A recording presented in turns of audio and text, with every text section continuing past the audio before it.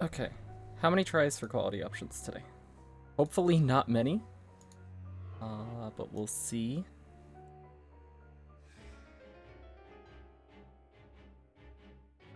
You got him first try. Awesome. Okay. Cool. Let me post in Discord and then we should be good to go.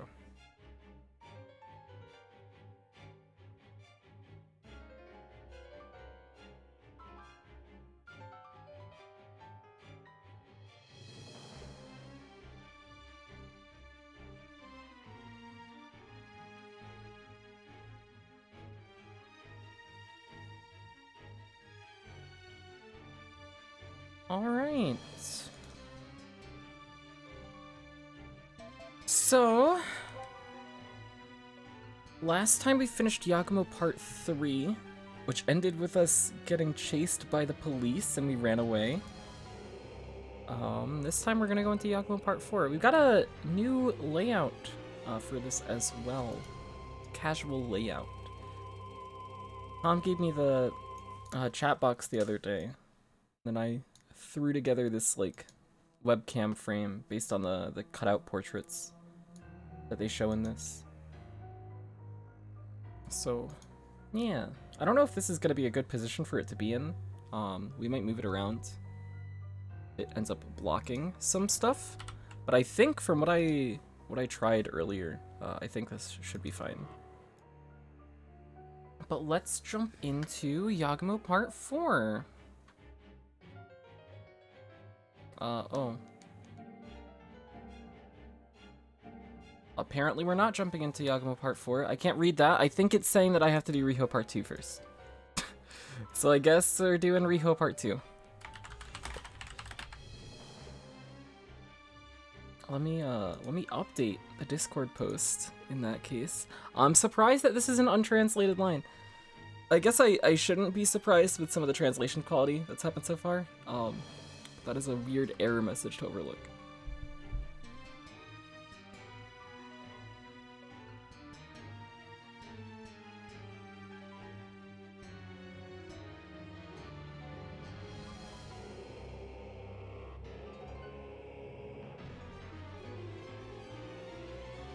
Okay. Well, let's do Riho Part 2 then.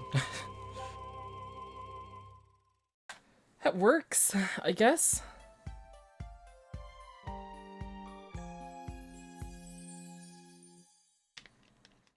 I was planning on doing Riho Part 2 anyways, after Yagumo Part 3, but where Yagumo Part 3 ended off on, I was hoping we could just keep going with that, but the game doesn't want us to. The town of Omori, located in the Shimane prefecture's Oda city.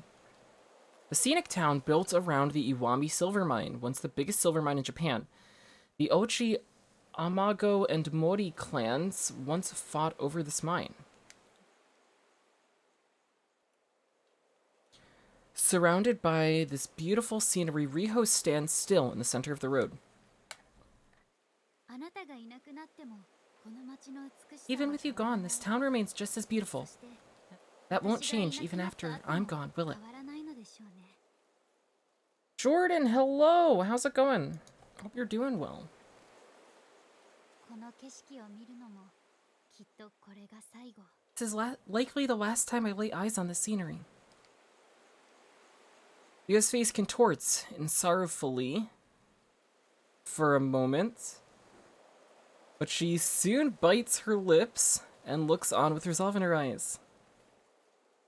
You're good? Good to hear. Dessa was insane. I cannot believe he got record. That was pretty crazy. Dessa played really, really, really well. It was very fun to watch. She pats down her hair as if to shake something off, and then turns around to stride forth.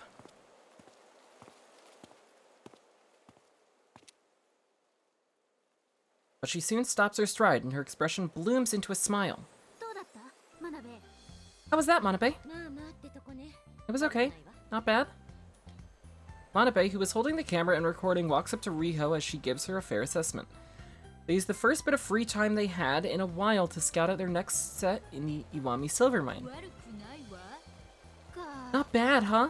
Can't say I'm convinced. What were you trying to imitate with that crooked tone of your voice? Riho ignores Manabe's anger at her impression of her and sinks into thought. I get the feeling I could do better, though. What can I improve? Can we give it another go? Another one? How many times are you gonna try? Despite her griping, Manabe turns the camera toward Riho again. Alright, take number 5. 3, 2, action.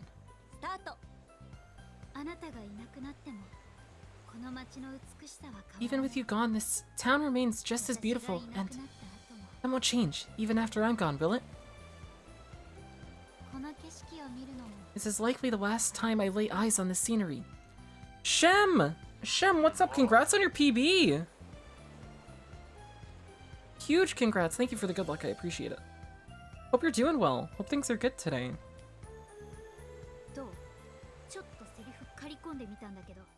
How did you like that? I tried putting a bit of a spin on the last line. On that line. I think it's a bit better.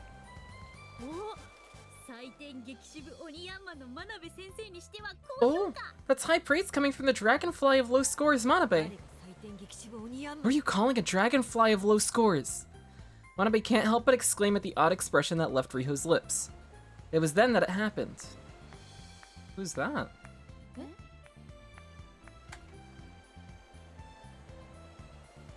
Tried doing one of the other categories today, but now it's revision time. I hope the revisions go well. It is sad. I hope the attempts went well, though. Bravo! Brilliant acting! A woman clad in a gaudy urban dress that appeared to be in her mid-30s approaches Riho. That acting back there, you're something special. Oh. What is this? Huh? Give me a second, I'll guess. Huh? Yeah, you're definitely in showbiz. But even with looks like yours, you don't look like the type to make ugly demands. You're not just pretty, you've got good confidence behind it.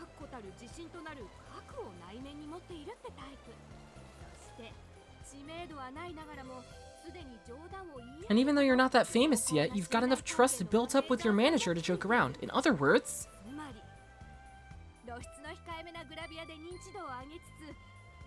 You're a hard-working actress that's on the verge of breaking out while using swimsuit modeling to build up clout. Wow. What? How did you figure all that out? Yeah, everything except for the hard-working part. Huh? You got a problem, miss? Ignoring Riho, who has no comeback, Manabe turns to face the woman. Who might you be? You don't look like just a tourist.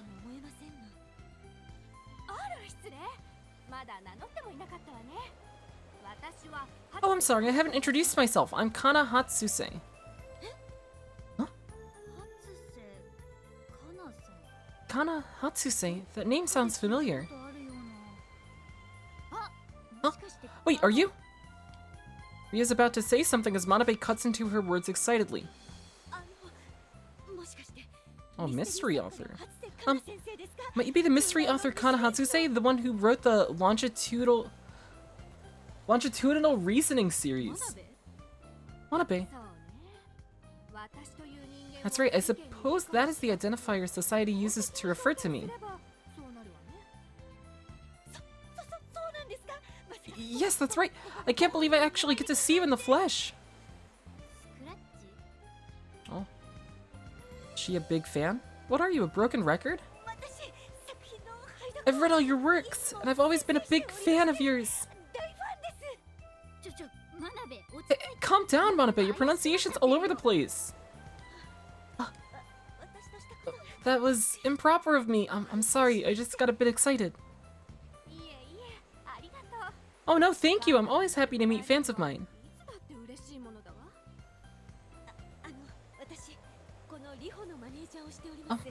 I'm Manabe, Riho's manager. and said Riho is me. That's my stage name, just Riho. Manabe and Riho noted. Okay.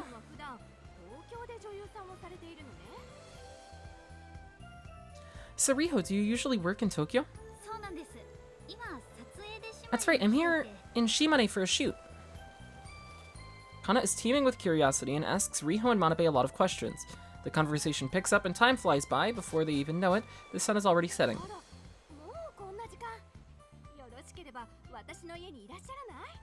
Oh, look at the time! Would you like to stop by my place? I'll be holding a birthday party tomorrow. I'd love for you two to be there. Oh. We're gonna have a murder at a birthday party. Fun. Huh? Really? We can't impose on you. Oh, don't worry. It's a light little party for my family and friends. You can spend the night at my place and be in the party tomorrow. Oh. Well, that's very kind. Being invited to visit the home of an author she admires made Manabe's face light up with expectation. But she soon gains her composure, and her voice fills with regret. I'd love to say yes, but we already reserved a hotel room, and we can't cancel it now. Oh, really? Yes, so I'm sorry, but we can't, after you were kind enough to invite us. I see, that's a pity. Yes, I feel the same way. Manabe tries to hide her disappointment, but it still shows clearly. Seeing her like this, Riho taps Manabe's shoulder and speaks cheerfully. Come on, Manabe, you can't say no after she invited us. Talking to such a famous author is sure to teach me tons about acting. Huh? But the cancellation fee.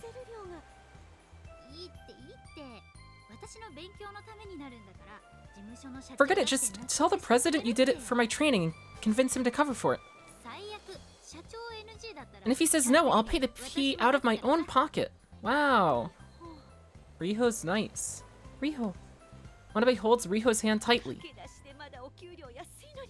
You're still not getting paid much because you're a beginner. Thank you, Riho. If you feel that way, how about you give me a raise next time? That's a different matter altogether. Huh? And so the pair found themselves spending a night at the mystery author Kana Hasuse's estate. Fun. Kana drove them by car, south from Omorimachi along the 46th highway. They then crossed the intersection at the 166th highway and pulled over alongside the road. Past here is my estate, the Capricious Hall. The Capricious Hall? Yes, I operate on capricious ideas, hence the Capricious Hall. It's a mystery author's house, wouldn't you say? I think that's a lovely name. Well, while we're talking. Oh, you can see it there. Oh. With that said, Kana points at a mountain near the Iwami silver mine. Capricious Hall was worthy of its name. It was a beautiful Western-style house that had something of a mysterious atmosphere to it.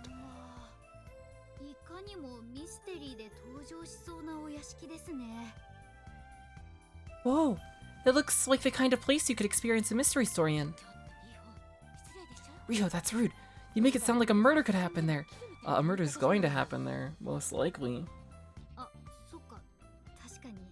Oh, right. It's fine, I picked the plot with that impression in mind. Eh? With that in mind?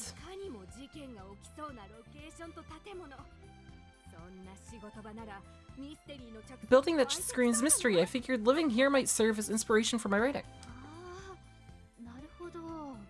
Oh, I see. She's built a whole house just for writing inspiration. Japanese authors really are strange, huh? Wait, didn't Manabe poke fun at me for liking mystery novels? But she likes Kana's novels. Kana Utsuse's novels are categorized as light mystery. They focus on the characters rather than the case or solving the mystery. Riho prefers orthodox or neo-orthodox mystery, so she isn't as familiar with this type of mystery novel. It's still a best-selling mystery author's house. This is pretty exciting.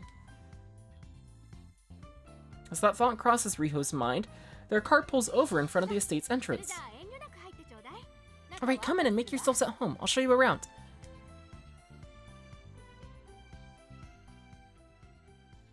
Okay. Well, let us see. What do we do? We have a room. Let's go to our room. See if we can check our email.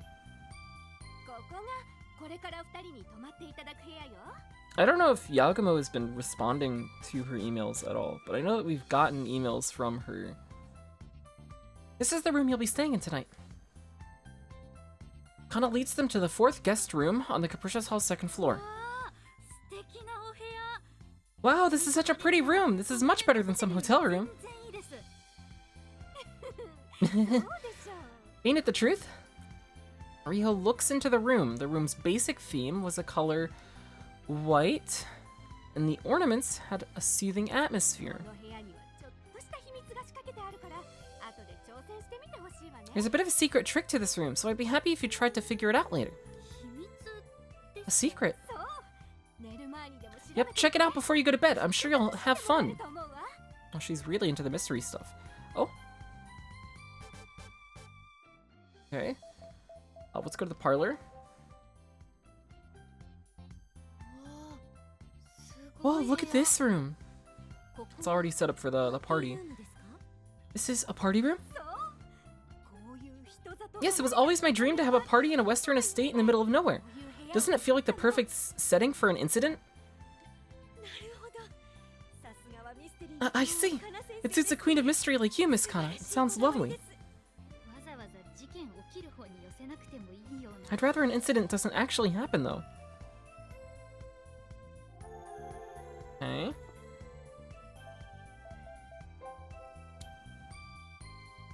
Seems tomorrow's party is being set up. A woman is moving hurriedly between the tables, putting up decorations. Hiro, wait! The woman notices Kana's voice.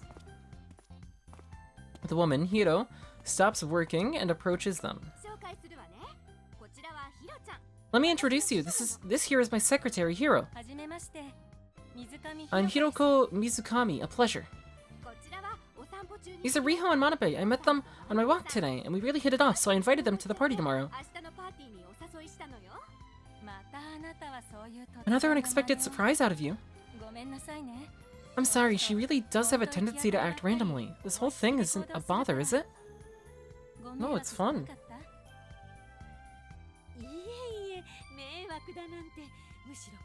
Oh no, not at all. We're honored, if anything. We were happy to be invited. Oh, that's good. Is she the same as Kana? She looks like a really nice person. With that first impression crossing Riho's mind, they exchange greetings. Hiro is my live-in manager. She's great at her job, too. I don't know what I'd do without her. I'm not that good at this. You're just terrible at taking care of yourself. The moment I take my eyes off you, you leave a mess. You forget to eat when you're focused on writing. Writing's the only thing you're good at.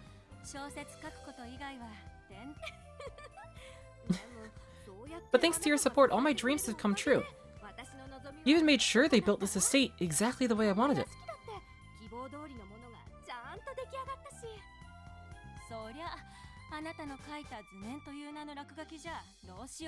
Because the builders couldn't read those scribbles you called blueprints.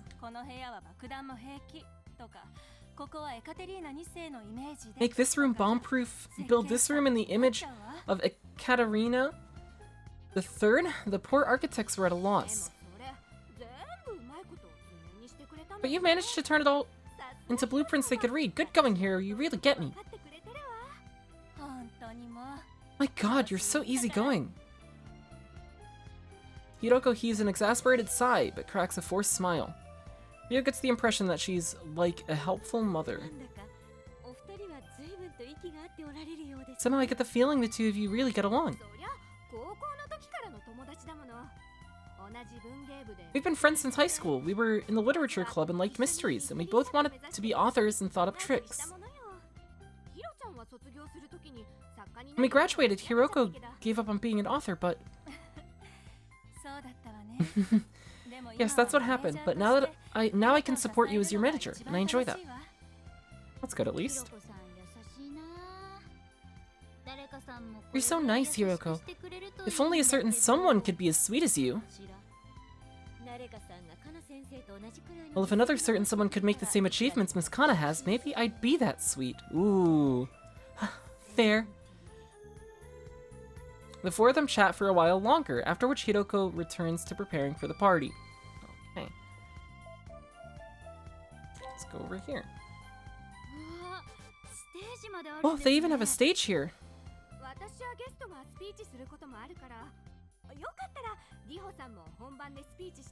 It's for if I or one of my guests need to hold a speech. Maybe you or Manabe could do that tomorrow. I'm sure it'll be exciting. Huh? Ah, no, I'm actually bad at that sort of thing. Yeah, you're terrible when it comes to ad-lib. Maybe I should have you overcome that for your next task. I'll try. Ad-libbing's hard. Kono, could you come over here, please? She calls out to a man walking across the tables while checking a list. The man smiles cheerfully and raises a hand as he approaches. Oh, Miss Kana! This right here is Joji Kono. He's the chef in charge of cooking for tomorrow's party. He came all the way here from Tokyo just for the occasion. Oh, I'm not here just for the occasion. No need to be so reserved, Miss Kana. I'd come over whenever you call for me. But of course, compared to your beauty or your novels, my cooking isn't even the garnish adorning the main dish. Wow. Oh, you always exaggerate. No, not at all. You're as natural and lovely as ever, Miss Kana. As the two of them laugh, Riho whispers to Manabe. You know, I can't stand this kind of guy. Don't worry, I can't stand people like him either. Okay.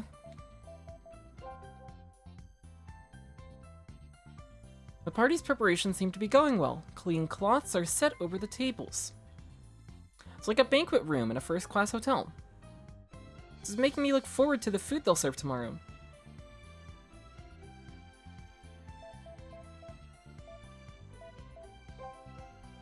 Oh, does Hiro have anything else to say? Hiroko checks the documents in the holder and checks things off with a ball pen. Oh, she really looks busy. She's like Manabe when she's throwing a fit over the schedule. Managers really have it tough, huh? As one who was often on the side bothering a manager, Riho felt grateful to Manabe, if only for just a second. Alright.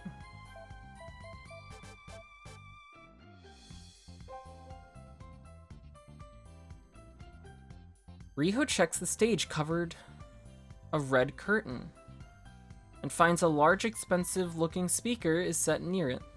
The stage is pretty spacious. A band could perform here no problem.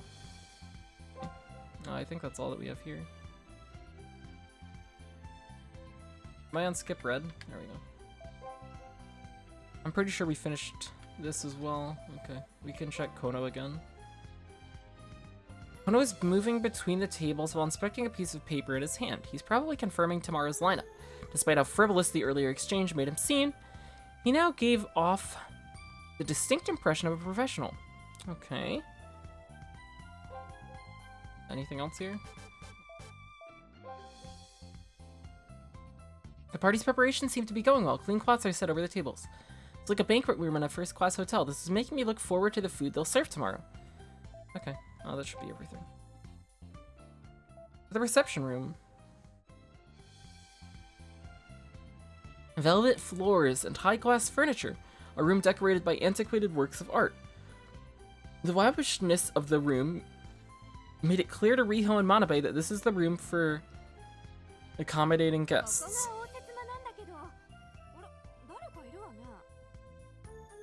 This is the parlor, but there's someone here. True to Kana's words, a man clad in a suit is sitting in the parlor.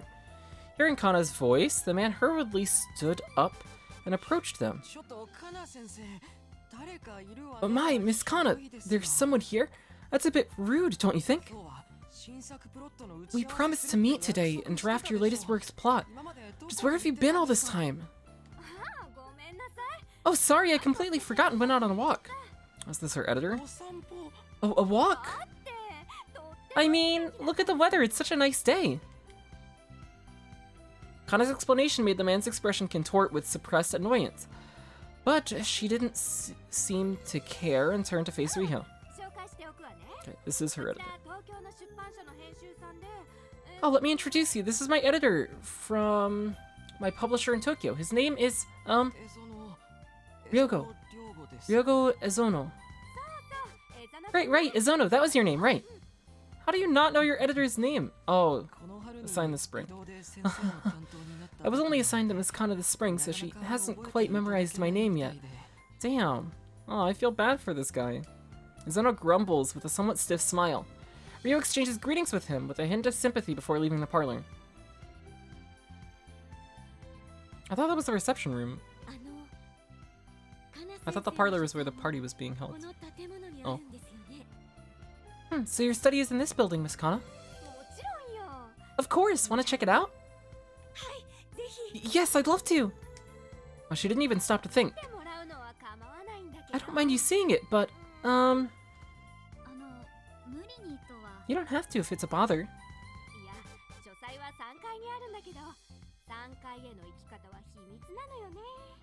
No, my study is on the third floor, and the passageway to the third floor is a secret, so I'm gonna need you to put these on.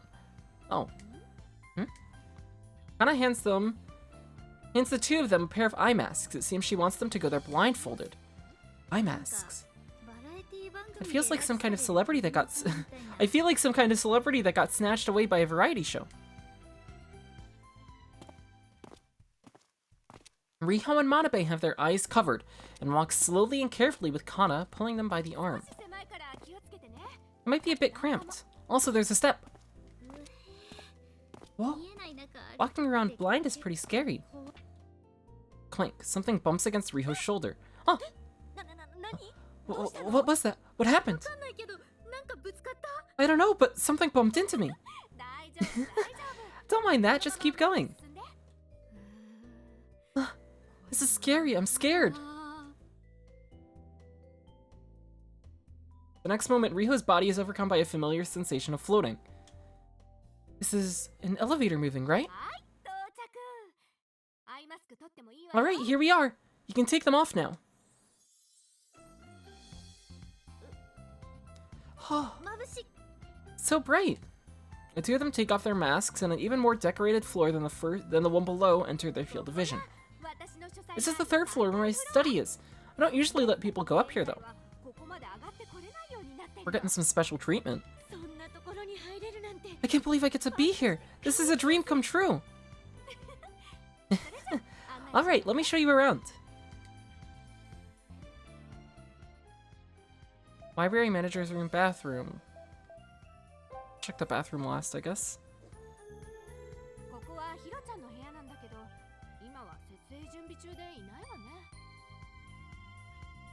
So this is Hiro's room, but she's preparing the party right now, so she's out. The manager's room. It's very neat and tidy, just what I'd expect from her manager. Yes, she's such a dependable girl. I trust her with everything. I don't know what I'd do if she left. So you and Hiroko live together here? Yeah, I mean, no. Actually, there's someone else living here, but she doesn't usually go outside. She should come to the party tomorrow, so I'll introduce you to her then. It kinda looked like she hesitated to mention it. I wonder if there's something weird about that person. Interesting. The library.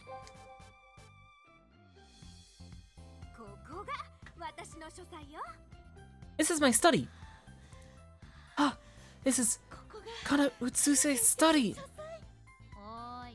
Hey, Manabe, stop gasping like a pervert. But I mean, it's Kana Utsuse's. It's her study. This is where she wrote Even When Satisfied and Endless Dance. Actually, this place is nearly built, so I wrote my older novels in a different house. Kana Utsuse just retorted at me, I'm so happy! You're pretty funny, Manabe. Can I write that down for future reference?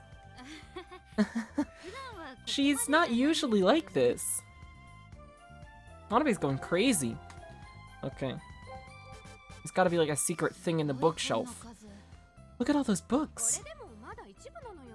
That's just some of the books I have. Having too much material here makes a mess. That's just some of it?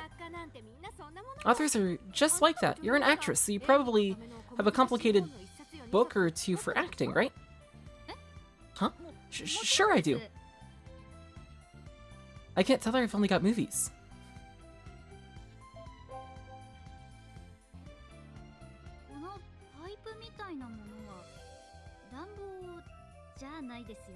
This pipe thing over there, is that a heater? Oh, that's a pneumatic system. Have you heard of it? Pneumatic.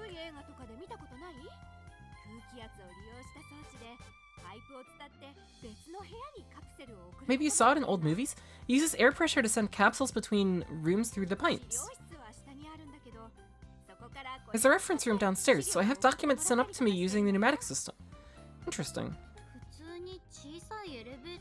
Can't you just use a little elevator? But I like this sci-fi sort of thing better. I get what you mean. These kinds of gadgets feel like old-style sci-fi. It's great. Exactly, you get it. Yes. Oh, she's so happy Kana complimented her. Okay. Laptop. You use this PC to write?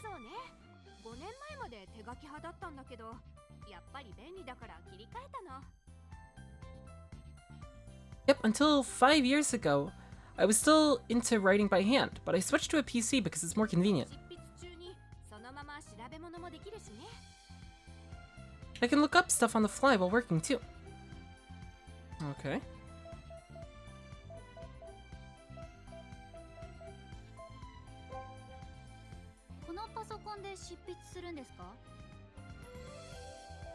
I'll check the bookcase again. Alongside dictionaries and history books, there are technical manuals on the shelves. They cover many fields: geography, medicine, engineering. Right, she needs to draw on all sorts of sources to think of tricks. Miss Kana always looks so flighty, but she really is a pro. Okay. Anything else with this pneumatic system? A pneumatic system, huh? I wonder how it works. Want to send a capsule and see? With that said, Kana places a capsule in the pipe's opening and closes the door. She then presses a red button nearby and... whoosh! Ah! The capsule slides down with the sound of air being sucked. So it's like this, and it climbs up from below the same way. This really is cool, right? A bit of playfulness helps keep my study fresh while I work. Okay. I guess that's it. Let's leave. The bathroom. And this is my bathroom. It's so big. Kana stands proudly before a spacious bathroom. The bathroom is white and clean looking, and an eagle relief built into the pillars lords over the otherwise quiet room imposingly. I can't imagine taking a nice calm bath with this realistic eagle standing there. Despite being called a relief, it was a very well made. Its piercing gaze seems to glare at whoever is in the room as if they were prey. It's a jacuzzi bath. It feels really nice. Wow, even your bathroom is first class, Miss Kana.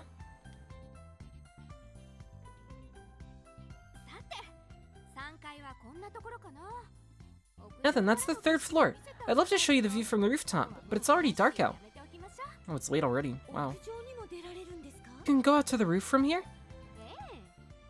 Yeah, but you gotta solve a little trick to get to the roof. Kana winks and smiles mischievously. Anyway, I should be getting back to work. I need to put on the eye masks again. I'll take you downstairs. Ah, yeah. The two of them put on their eye masks again, cloaking the world with darkness. Kana takes them by the hand and leads them back.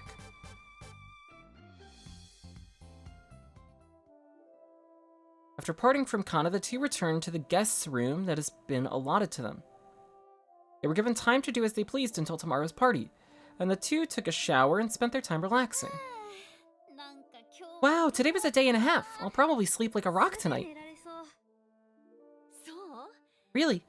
Well, I'm probably too excited to sleep. I still can't believe I was invited to visit Kana Utsuse's house. It's like a dream come true.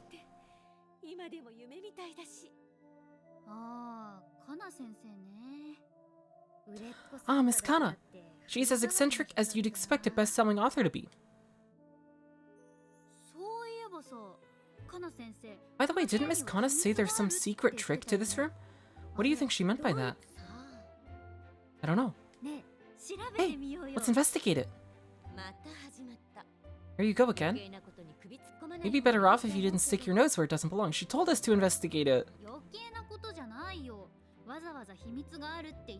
It is too where it belongs. The fact she went as far as to tell us there's a secret here means she wants us to solve it.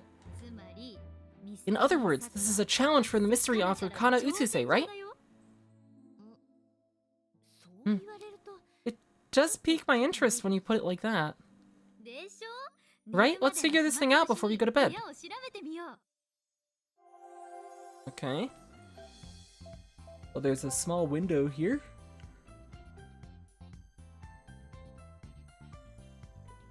Riho peeks out the small window. A small exclamation then escapes her lips.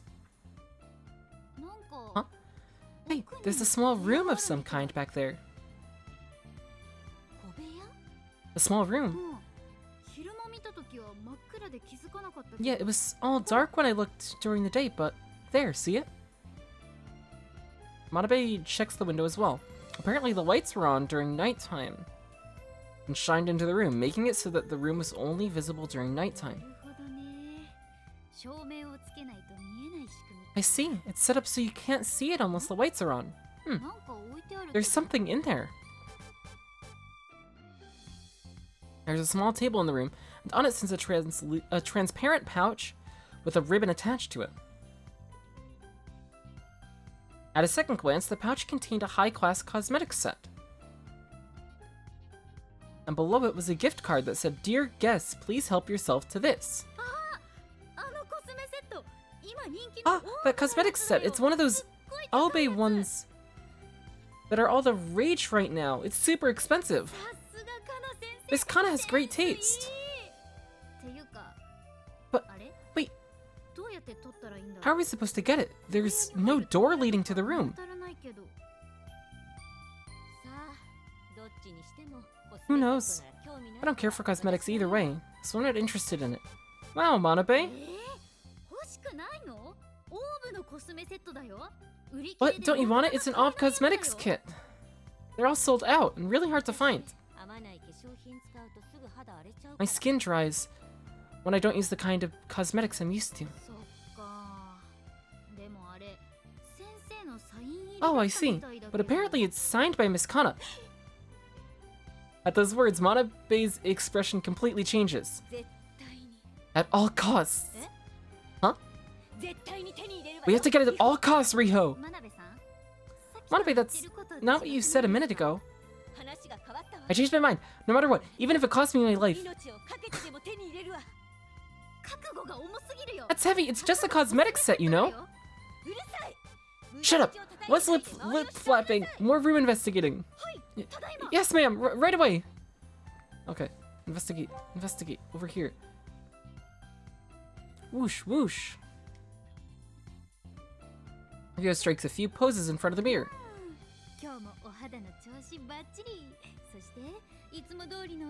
My skin looks great today. My figure is on point as always. Weren't you checking the room for secrets? Right. Manabe's spooky. Is the mirror not a secret? Riho looks at the mirror next to the small window. It looks like an ordinary dresser mirror, but there were chafing marks on the floor around it. Yeah, the mirror is a doorway. Maybe. Riho applies some force to the mirror, which slides inward. I knew it! The mirror moves! She swides the mirror the whole way, revealing a hidden door behind it. There it is, I found the entrance. Great work, Riho. Now we can get to the Manabe grips the doorknob vigorously, but... Huh? Twist the knob, though she might, the door doesn't open. Oh, look at her go.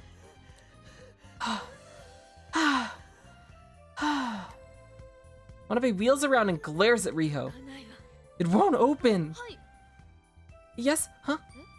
Wait, what is this? Riho hurries to the door and examines it fixedly, and then the words escape her lips. It's a relief. Huh? A relief. This isn't a door, it's an elaborate carving that's fixed to the wall. Dummy trap. That's what I'd expect, Miss Kana. Let's look for another way in. Yeah, but maybe the trick is that there's no way of getting to it. A mystery author would never do something that unfair. There has to be some kind of way to it. Yeah, you're right. Let's do this. Okay. Check the window again. Peeking into the window, they can see a small room with a pouch containing a cosmetic set.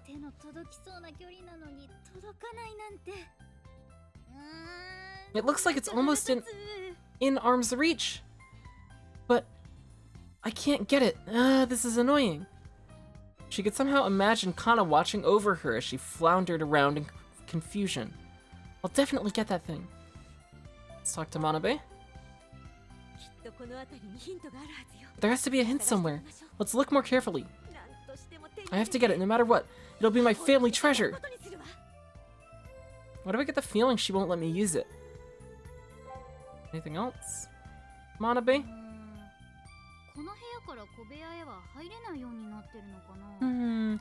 Maybe we can't get into that little room from this room. But she wouldn't say it's a present if that was the case. Even with that said, Riho and Manabe have inspected anything that looked remotely suspicious. We'll be here until the party tomorrow, so we can check it out later. No, what if it's set up so we can only get in there today? Come on, I'm tired! Riho gives a large stretch as if to relax her shoulders. Let me take a little break. With that said, Riho leans against a nearby wall when her body sinks into the wall. Ow! Wait, where am I? Riho, what happened? Manabe looks around, but Riho is nowhere in sight. She disappeared the moment Manabe took her eyes off her. Hey, over here! She could hear Riho's voice somewhere. Manabe looks in the direction of her voice only to find Riho waving toward her from inside the window. Riho, how did you get there? Turns out that wall over there rotates when you push it. Manabe follows that instruction and pushes the wall with her hands. And like a trick from a ninja's hideout, the wall rotates. I never imagined there would be a hidden door there. The door at the mirror was a total red herring.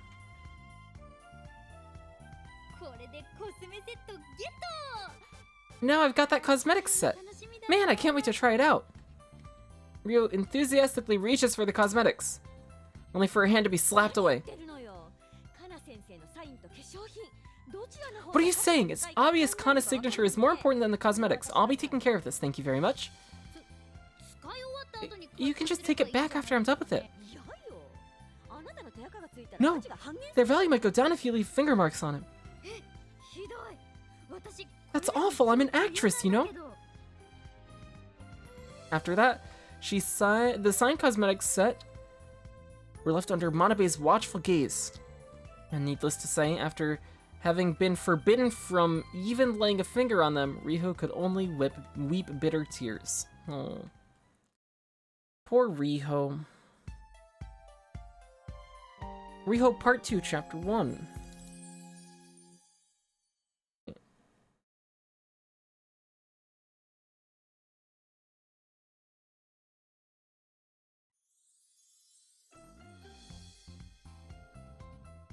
The following day turns to night.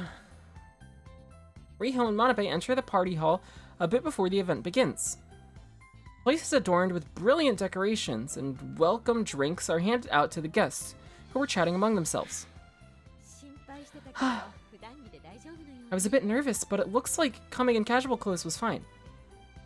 Manabe sighs in relief as she looks around the other guests' attire.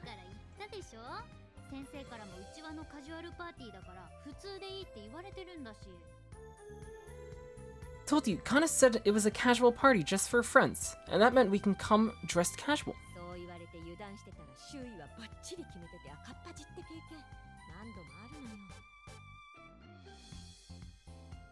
You say that, but I have enough experiences of not reading the room and coming with an outfit that embarrassed us in front of everyone.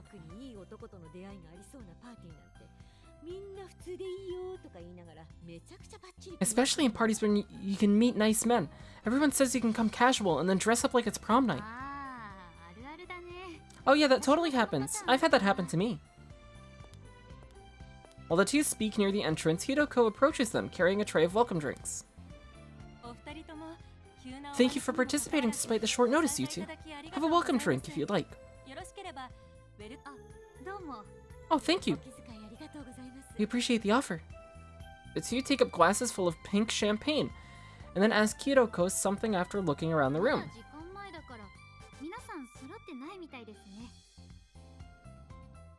You see, everyone's not here yet, probably because it's still early. No, actually, all the invited guests are accounted for.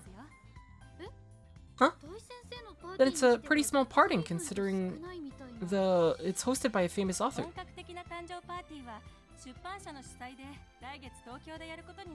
We'll have a bigger party sponsored by the publisher next month in Tokyo. Today's party really is just for Kana's close circle. I mean, inviting people over to the middle of nowhere is bothersome on its own, right? Oh, I guess it's a bit inconvenient, yeah. Okay. So we've got a few people. The others here.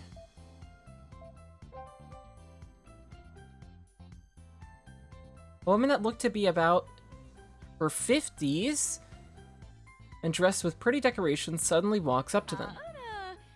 Hi, I believe this is the first time I see you two. Hello, I'm Riho, an actress. This is my manager, Manabe. A pleasure. I'm Shoko Manabe.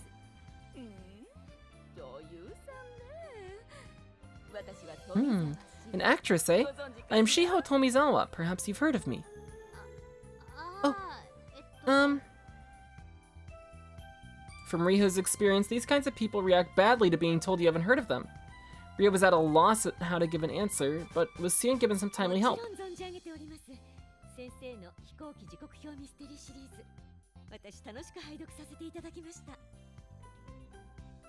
Of course we have. I quite enjoyed reading your airplane timetable mystery series.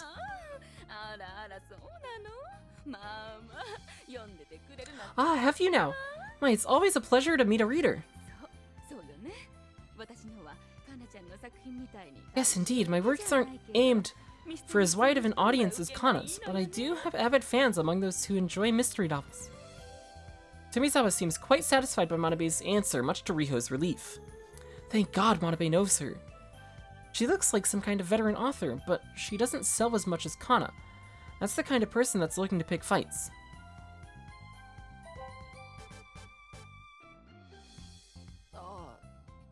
Ah, hello there. We meet again today. Mizuno greets them with a somewhat awkward smile. He looks a bit pale. You said you had a meeting with Miss Kana yesterday. Did it go well? No, I'm afraid she bailed on me. Oh, well, that sounds... Bail like a gray whale. Huh? I told you to stop it with the trashy puns. I wonder if that's why he's so pale. Poor guy.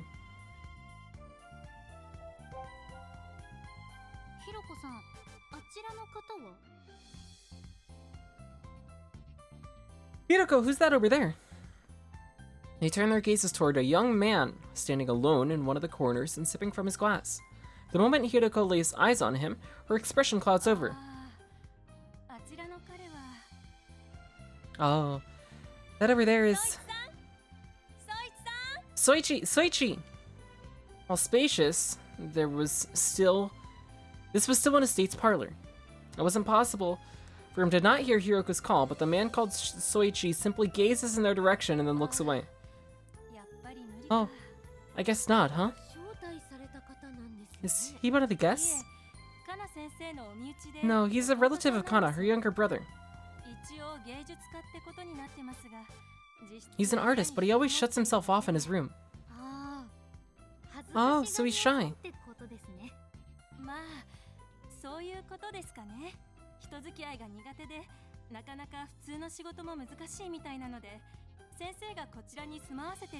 Well, I guess that is what it boils down to. He's a bit antisocial, so it's hard for him to find normal work, so Miss Kana lets him live here. I see.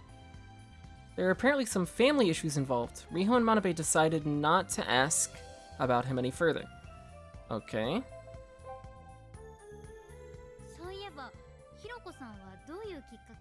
By the way, what made you decide to become Kana's manager? Me? I guess we're kind of inseparable friends. We were part of the same mystery club when we were at school. And that's where we met. And before we knew it, we somehow ended up being friends. Yes, there was a time when I thought of tricks and wanted to write mystery novels too. It's a good thing I gave it up and became a manager instead. So you've known Miss Kana since before her debut. I wonder how much of her work can be credited to you. Who's to say? I mostly look after her. She's terrible at looking after herself, you know? My. Us managers need people like her who have talent but aren't motivated to do much else, to exist.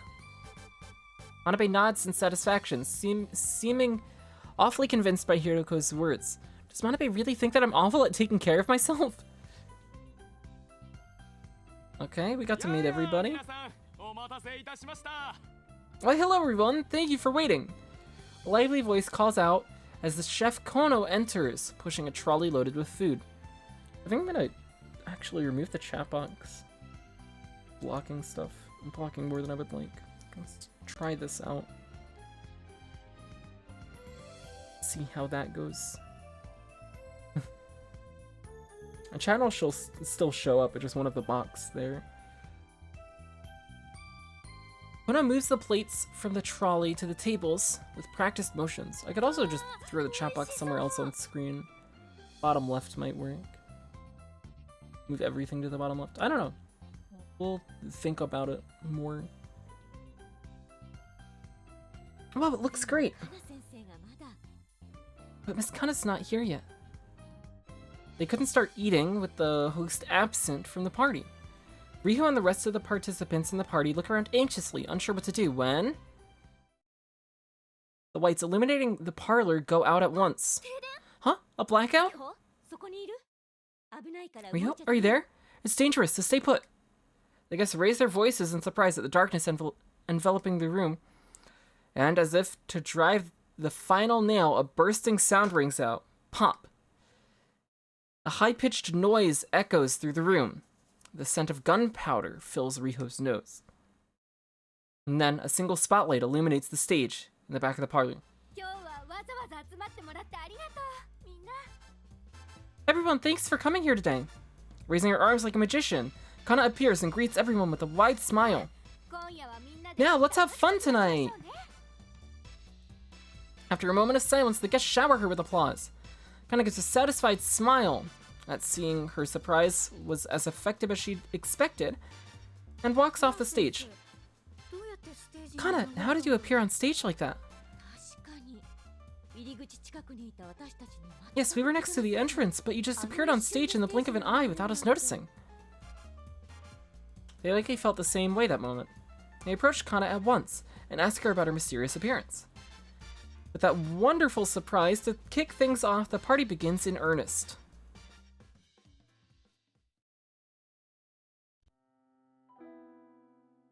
After an hour, an hour after the party's beginning. Okay, I'm gonna take a screenshot here. Everyone already had a round of food, and we're now mainly focusing on the alcohol. As soon as the toast was raised, everyone, excluding Soichi, who had gone off somewhere, surrounded Kana, who was chattering excitedly. But my, the wind sure is blowing strong tonight. The windows have been shaking a great deal for a while now. At nights like this, the god Kanayago might go out in search of prey. Kanayago? I've never heard of a god by that name. That's because he's not featured in the ancient texts, but he's a very scary god. Yes, a very scary god. That sounds interesting. Can you tell us more? Sure. Listen closely then to the tale of the terrible god worshipped in this land of Iwami. With a suggestive tone, Kana draws the attention of not just Kono, but everyone present. Looking around to confirm that her words had the desired effect, Kana continues with her story.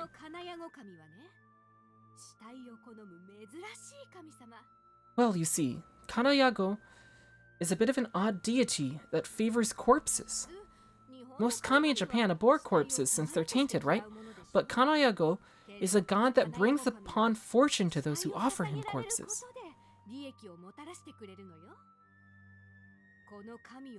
Those who worship this deity were said to hang corpses along the walls of its place of worship. Ew. Corpses. And in doing so, that deity allowed for more efficient mining of silver.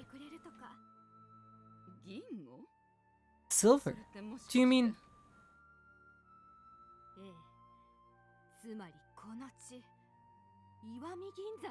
Yes, in other words, the deity was worshipped in this land, where the Iwami silver mine is, but that mine has long since been closed.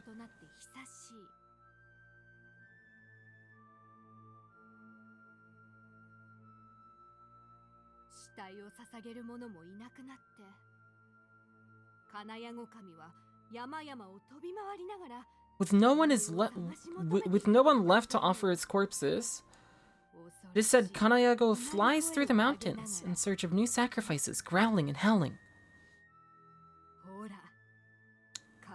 There, can you hear it? The sound of Kanayago's howl as it seeks sacrifice, mingled with the sounds of the storm. Spooky. Ooh.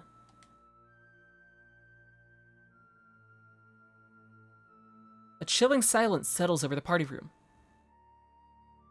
And indeed, they can swear they heard something else mingled with the sound of the wind rattling the windows. But then Kana switched over to a cheerful smile. Well, that's just an old legend passed down. Yep, just a legend, an old folk tale.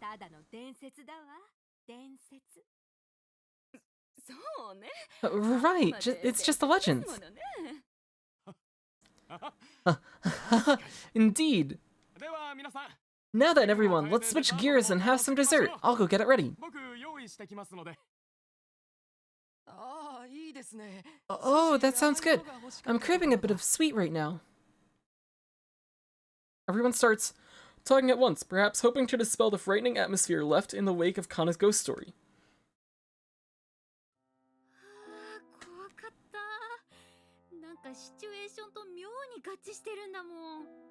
Ooh, that was scary. It really fit the situation somehow. That's a mystery author for you. She knows how to tell a story.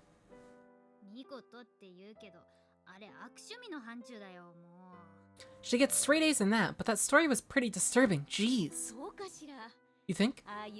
Those kinds of theatrical legends are par for the course in mystery stories.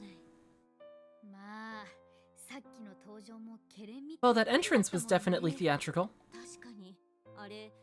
It was. How did she appear on stage like that? Manabe's words prompt Riho to ponder that question, but she soon turns to Manabe with a mischievous smile. Say, you want to investigate the trick behind her entrance? Cecilia! Cecilia, what's up? How's it going? I hope you're doing well.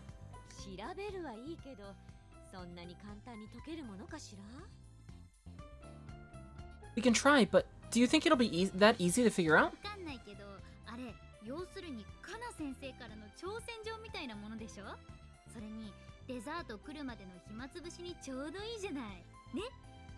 I don't know, but that felt like Kana used a issued, I can't read. I don't know, but that felt like Kana issued us a challenge with that performance. We can burn time until dessert's ready, right? A challenge. When you say that, it piques my interest as an avid reader. Let's do it. Alright, let's solve this baby then. Okay. Look at the stage first. The stage's floor was covered with the remains of the crackers that she popped when she appeared.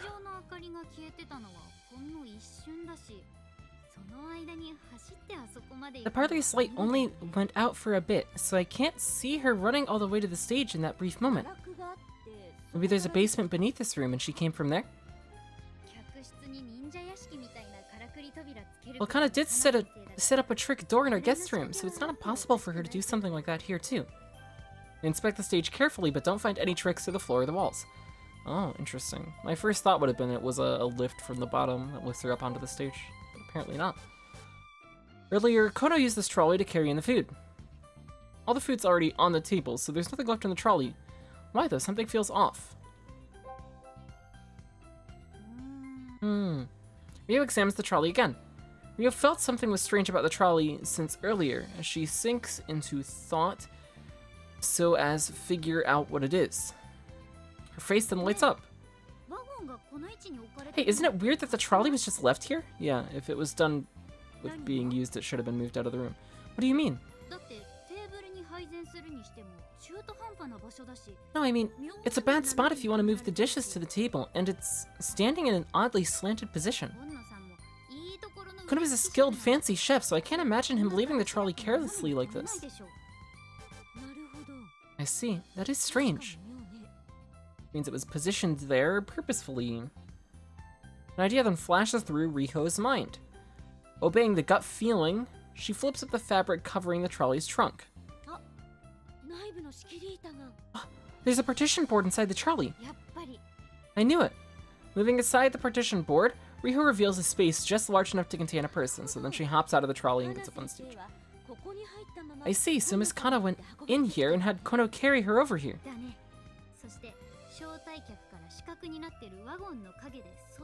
Yep, and when the guests were all distracted, she snuck out of the trolley and waited for the blackout to step up to the stage.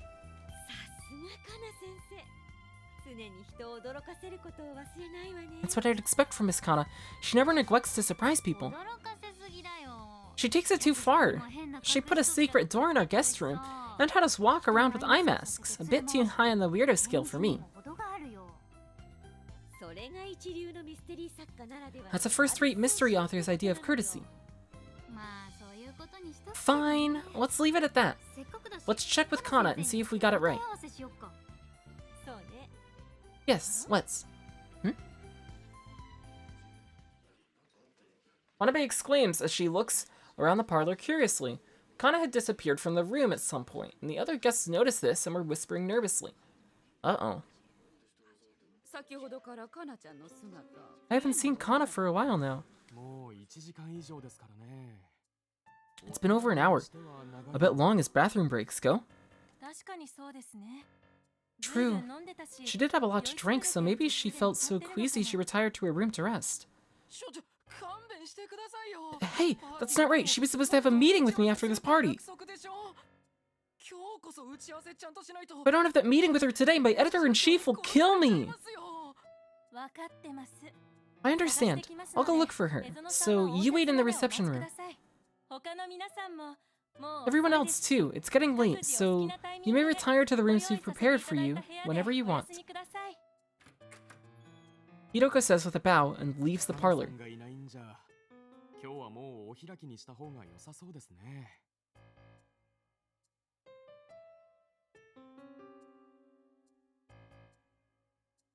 Well, with Miss Kana gone, I believe we can call it a night. Yes, it was quite fun, but staying up late would be bad for my skin. Following her, the guests begin to go back to their rooms.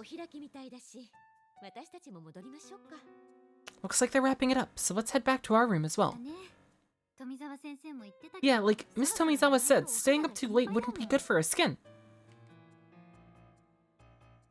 And with this, the party concludes, and Riho returns to her room.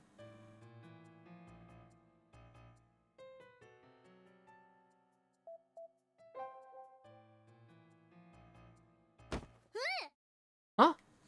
As soon as they return to their room, Riho lets out a weird scream. There have been a lot of typos in this part already. Jeez. Riho apparently carelessly leaned against the wall, causing the revolving trick door to rotate. What are you doing? You knew there was a hidden door there. I completely forgot. Man, maybe I should stick a warning to the wall so I can prevent this from happening again. Well, you don't have any tape on us. Sure we do, we have your push-up tape. How do you know about that?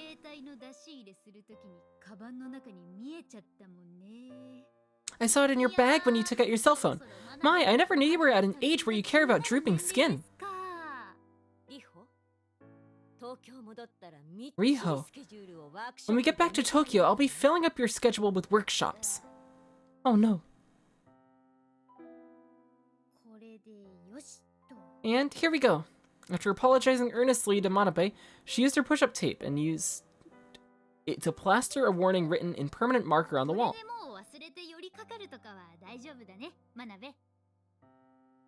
Now I won't forget about it and leaned against this wall, Manabe. Huh? He's still mad at me? Shh.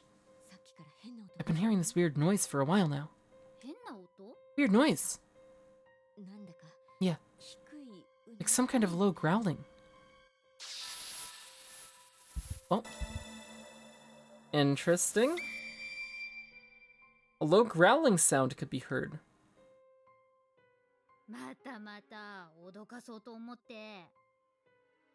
Come on, you're not gonna trick me with that. After cracking that little joke, Riho listens carefully. When suddenly, she did faintly hear a low growling sound. I do hear it. It really is a weird growling out there.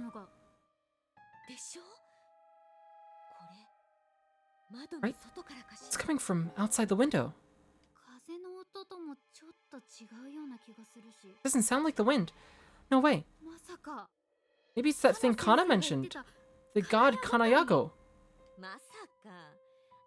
It can't be, that's just a legend. But we're definitely hearing that growling. And can you hear it? It's getting closer. Uh-oh. Kanayago was now wandering the mountains in search of sacrifice. The two exchanged silent glances as Kana's words surfaced in their mind. Oh! Oh! The sound of a knock echoes through the room, making the two of them jolt. Riho replies with a while stifling her agitation, and opens the door to reveal Hiroko, who's standing there pale. Uh-oh. Thank goodness, you two are still awake. What are you doing here this late at night? I can't find Kana. She's nowhere in the estate. Huh? She's nowhere in the estate.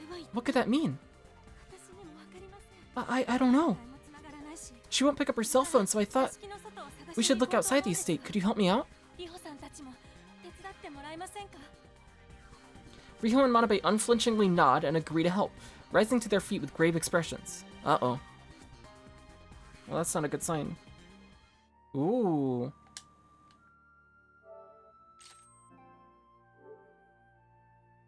A few minutes later, Riho and Manabe meet with the other people gathered for the search and walk down the Capricious Hall's driveway. The others are everyone who had retired to their rooms after the party, with the exception of Soichi. It's a dark, twining path without any lighting, and everyone was given flashlights to search with. Do you really think Miss Kana would go outside this late at night? I don't know, but she wasn't inside, so... My word, why must that girl always cause such a fuss? There's a lot of animal trails in the area. I can't imagine her going here when it's this dark outside.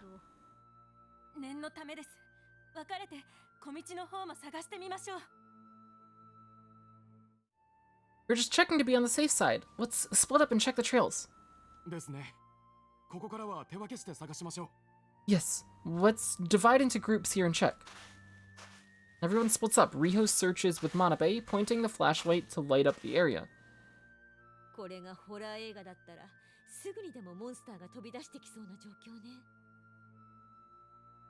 This was a horror movie. The monster would jump out right about now. That's not funny. It almost feels like it might really happen. Or more like, whatever made that growling we heard in our room might come out. I can't hear it at all now that you mention it. It's so quiet. There's no wind right now either. Wait, so that wasn't the wind?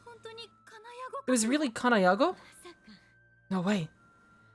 Both of their flashlights intersected, lighting the darkness, but there was no sign of Kana. Ah, what was that? Manabe, there's something there. Miss Kana, is that you? They slowly approach a thicket. Manabe reaches into the bushes when a cat leaps out of the thicket. Cat? This really is some kind of B-movie. But the real monster usually comes after this. Uh-oh. A gruesome scream echoes through the area. What now? That was Hiroko. I think it came from over there. Let's go. Okay. That unusual scream came from a hollow located near the Capricious Hall. Said hollow is an old tunnel, one of several entrances to the Iwami silver mine. And near the entrance sits the hunched figure of a person.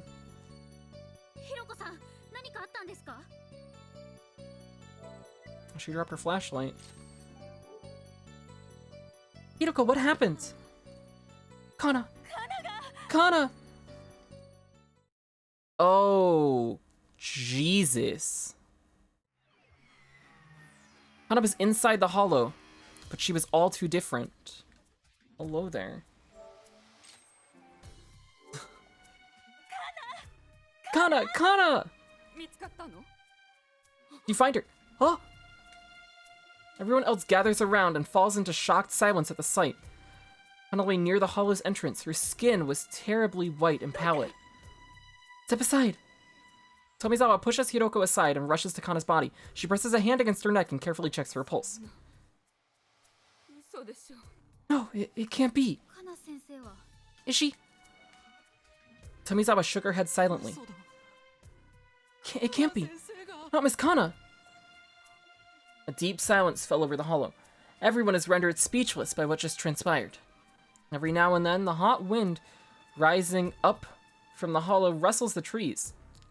Riho then sees Tomizawa, who had apparently come to her senses, pull out his cell phone to call the police. We should investigate as much as we can before the police show up. Her fingers are bloody. Riho strains her eyes, looking at the dead body's limp arms. It's hard to tell over the manicure, but there's some blood stuck behind her nails. Was that when she was trying to fight off the killer, or maybe... Oh. The rocks around the hollow are glistening with night dew. It's hard to say for certain with just the flashlights, but there doesn't seem to be any signs of blood or struggle around here. Okay. Riho gazes at the corpse's head, wincing at the sight of its agonized expression. Withstanding the urge to throw up, she gently inspects the body from below, discovering some scars and lacerations on the back of her neck. Those are rope marks. Someone strangled her. The lacerations are probably because she clawed at her throat while she was suffocating. Oh.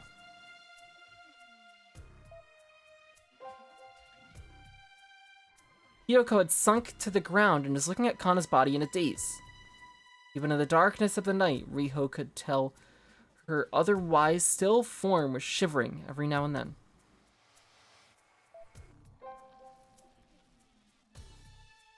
That tree. There's some fresh marks around the base of the trunk. It looks like something was rubbed against it, but it cut pretty deep into the trunk. Okay. There are scratch marks on the tree near the corpse. What is this? I don't know, but something feels off. As far as I can see, someone strangled Miss Kana. That's all I can tell so far. Riho is convinced for the time being and moves away from the body. It's then that the sound of a patrol car's siren reaches her ears.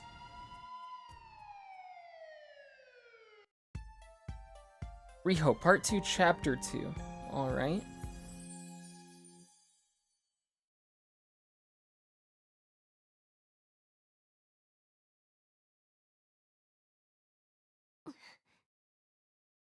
Oh. Manabe.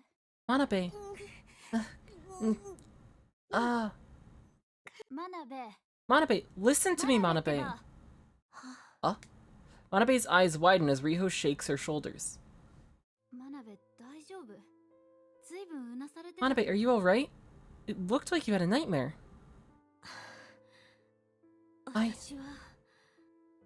Manabe feels Riho's concerned eyes on her.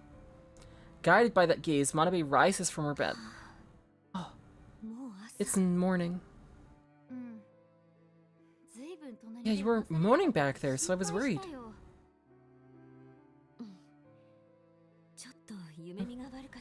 I just had a bit of a bad dream. I'm fine now.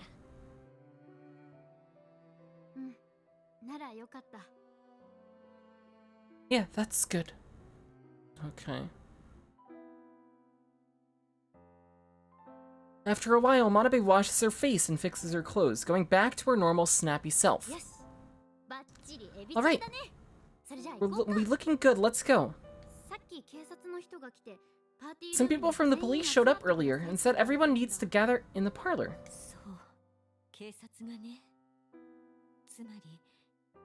Right, the police. So what happened last night wasn't a dream.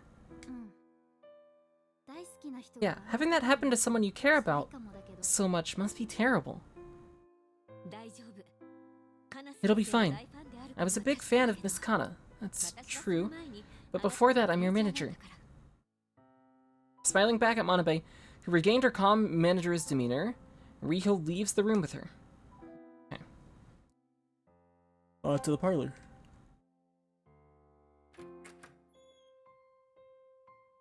Apparently, Riho and Manabe were the last ones to arrive. The other guests were already gathered in the parlor the party was held in. Everyone was visibly anxious. Oh. Several officers and a detective enter the room, as if they had been waiting for them to arrive. The moment she sees the detective's face, Riho exclaims with surprise, "It's Manba!" Huh? Inspector Manba, is that you? Oh, you're Riho. And Miss Manabe too. What are you two doing here?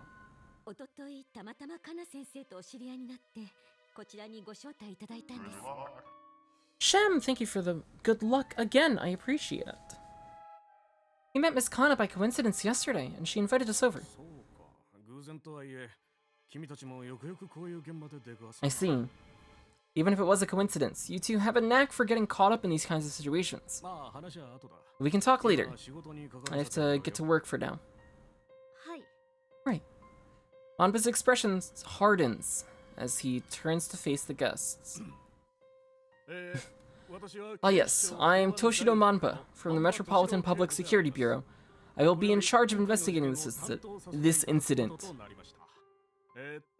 Hmm. Are all the people involved here? Everyone looks at each other, prompted by that question. Hidoko then raises her voice nervously. Soichi isn't here yet. I did tell him to come, but...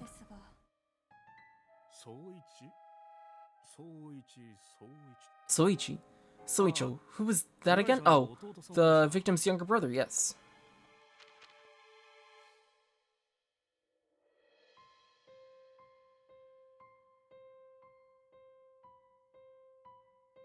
Manaba speaks while flipping through his memo pad, and Hidoko nods in affirmation.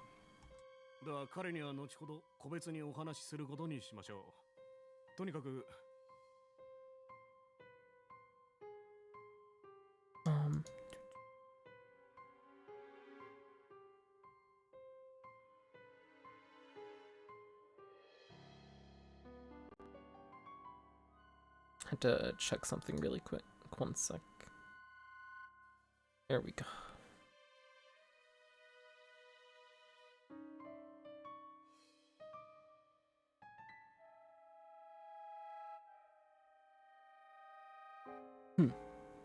Then we'll speak to him separately later, anyway. For now, the victim's cause of death is clear. Asphyxiation due to suffocation. The estimated time of death is last night, around 22:00. Okay. 10 p.m. Suffocation. Something about what Mamba said came across as odd to Riho. He should have seen the rope marks too, so why did he call it suffocation instead of strangulation? But while Riho's mind was churning, Mamba kept on speaking. Yes, so with that in mind, so as hard as it is to say this, all of you who were here, all of you who were in this estate yesterday are currently suspects. Only potential suspects, of course, but we ask you to cooperate with the investigation going forward. And also, please refrain from going out until you have our permission to do so.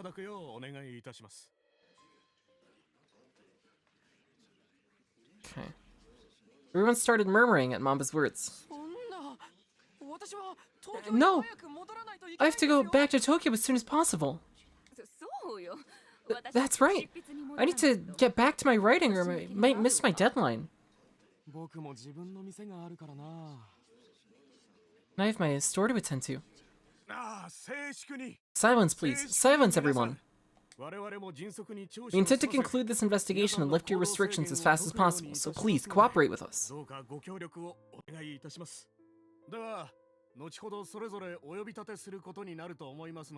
I believe I will be calling on you all personally later, so please keep what I've said now in mind. Wait just a moment! Having relayed all of the necessary information, Mamba exits the parlor hurriedly. Left in his wake are everyone else, filled with anxiety and displeasure. Okay.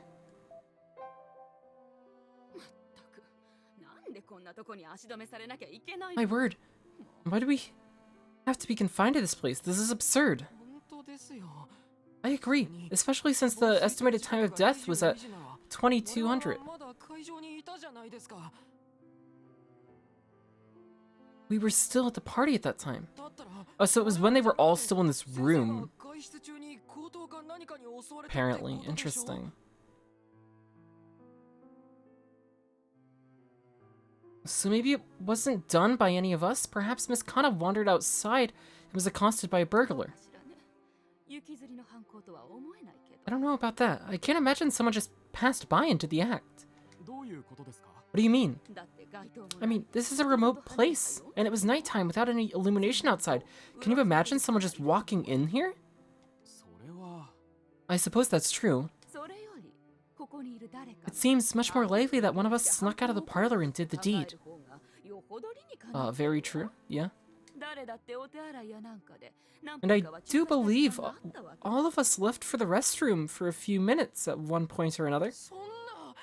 But it's absurd! None of us had any reason to kill Miss Kana. Who's to say? For example, you always seem so neurotic, as if Kana always throttled you about with their frivolous attitude. A grudge, perhaps. What are you saying? If anyone's suspicious, it would be you. Yes, what about me? You'd be envious of Miss Kana, who eclipsed you in both sales and reviews despite being younger. How rude! Calm down, you two. Suspecting each other now won't do us any good. Mr. Izono, I do believe you went too far.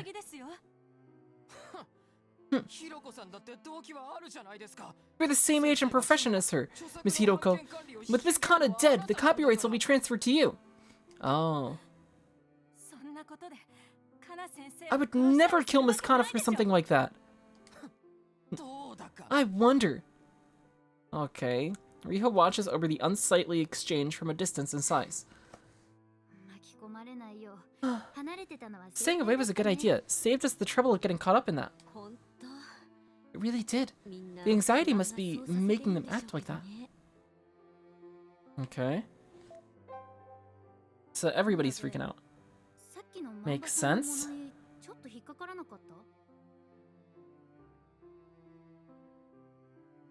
Maname, didn't what Mamba said back there feel off to you?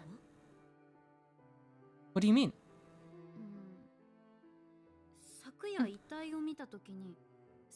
I saw rope marks on the corpse when I checked it yesterday. That means Kana was strangled by some kind of wire or rope.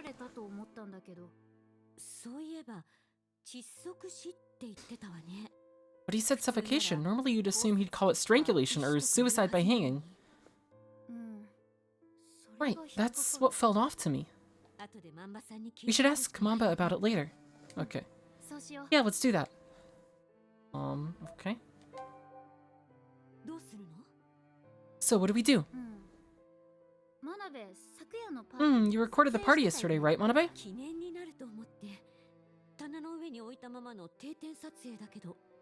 Yes, I thought it would be nice to commemorate it, so I left it running on the shelf.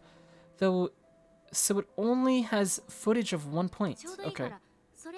Well, that could be useful. Let's check it out. The estimated time of death was 2200, so let's confirm who excused themselves at that time. Yes, I understand. Alright, let's go back to our room then.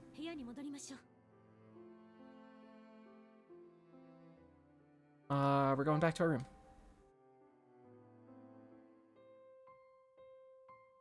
Having returned to their room, the two immediately play the video.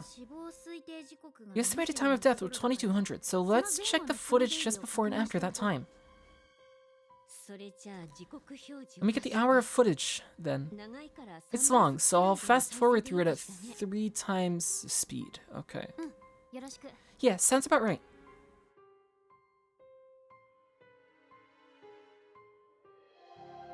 Okay.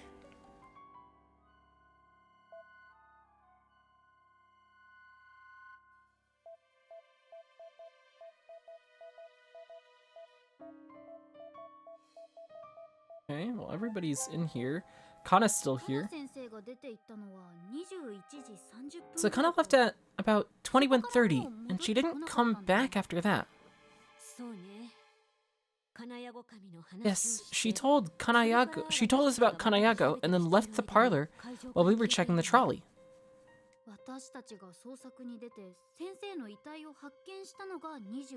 We went out to look for Miss Kana and found her body at around 2300. What exactly happened in that time frame?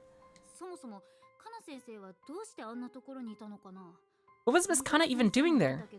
It's like Tomizawa said, it was nighttime and without any lights. Why go there without a flashlight?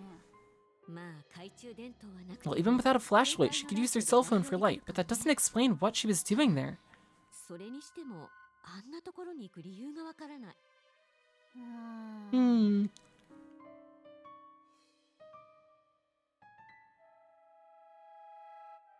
The most likely situation is that she gets called out there by someone, right?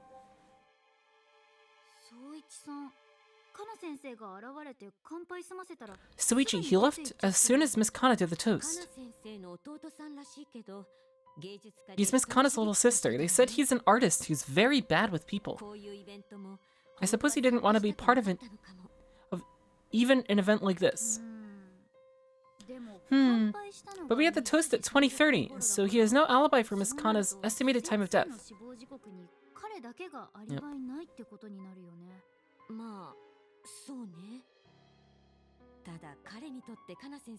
I suppose that's what it means. But Kana was his sister, and she supported him when he couldn't make a living.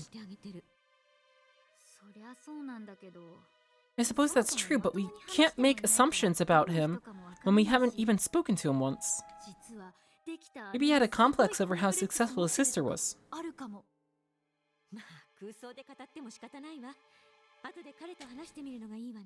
Talking about hypotheticals won't get us anywhere. We should talk to him later.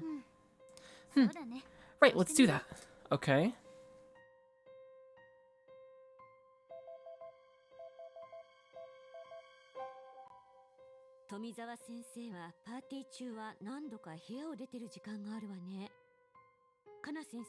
Tomizawa left the room a few times. She left once after Miss Kana went out too.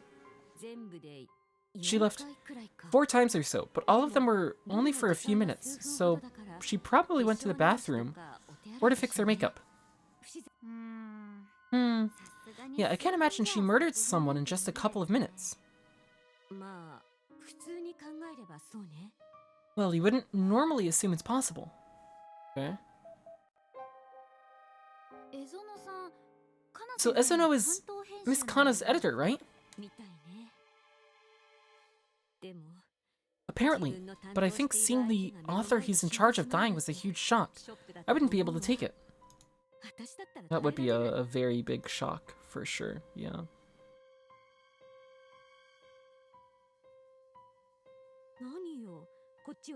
What? Why are you staring at me? I just thought, wow, she really loves me, huh? Wanabe conks her head quizzically, unable to understand what Riho was getting at. But upon having come to some conclusion, Wanabe's face flushes red. But no, I didn't mean it like that. I didn't mean it like that. I guess we'll leave it at that. Hey! Anyway, it looks like Ezono didn't leave the party even once. Apparently he didn't need to go to the bathroom. Well, he hardly got anything to drink. Well, I guess he abstained from drinking since he had a meeting scheduled after the party. Right, being an editor sounds tough. Okay. So Ezono never even left this room.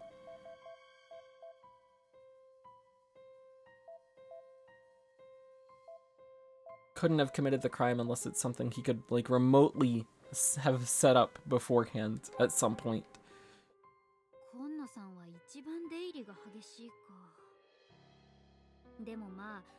Kona was the one that left the room the most often, but that makes sense since he was setting the table.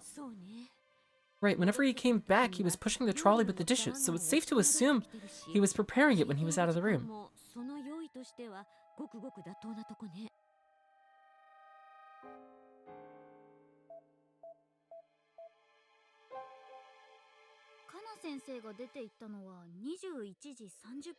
So Kana left at about 21:30, and she didn't come back after that. We checked that already. We just have to check Hiro then. The footage shows that Hiroko left the party once. 15 minutes. After Miss Kana left, Hiroko went out for 15 minutes. Maybe she went to check on her because she was gone for too long. It seems likely, but after coming back, she hadn't left the room until the party broke up. Okay. Hiroko left for 15 minutes. Tomizawa left multiple times for a few minutes at a time. Soichi was just gone after 20:30. Ezono didn't leave the room, and Kono left a lot and spent time apparently preparing the trolley. The trolley also had a partition that you could hide a body in, so they used it for the stage trick anyways. So it'd make sense if he, like, killed her somewhere in the estate, put her in the trolley, and then just threw her out there later on at night, once everybody had broke off. Okay, so almost everyone had times when they were out of the parlor, but it was always 15 minutes at most. And to get from here to the hollow where Kana died in, I think you'd have to walk for 20 minutes, maybe 10 if you ran.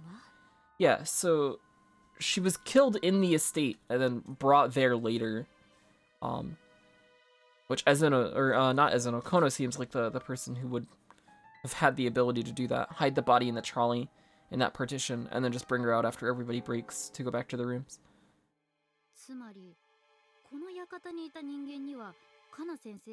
That or Suichi doesn't have any alibi at all.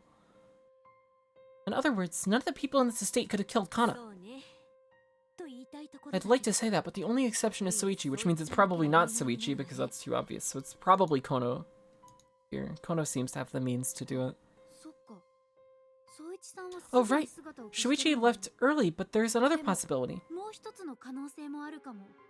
What other possibility? Well, it's possible someone could have killed Kana after she left the parlor and then carried her over to the hollow. Yeah. She gets killed in the estate and then carried to the hollow later. We only went out to look for her an hour after the party ended. That's plenty of time to carry her corpse over there.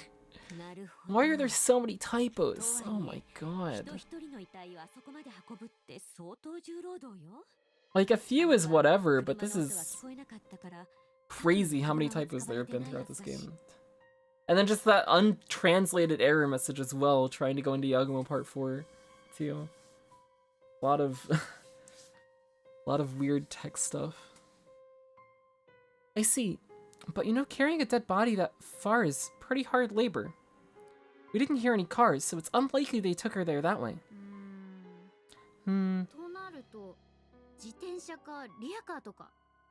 Maybe a bicycle towing a cart or a trailer? Those aren't suited for carrying a body, but there is another option. There is? What? Tell me.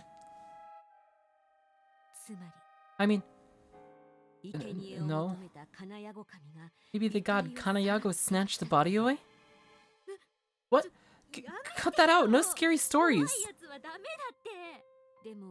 But it does fit her story about Kanayago perfectly.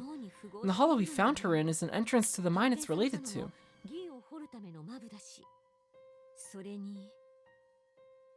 And we heard that growling and howling last night. Nope, that's a big nope. Anything that looks supernatural at first sight always has a rational explanation. Right. I guess I'm just still shocked. Now I'm starting to have weird delusions.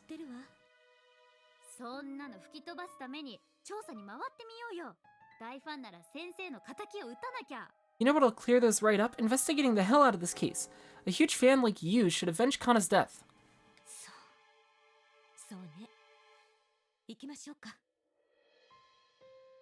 Yeah, they have the Magatama on them.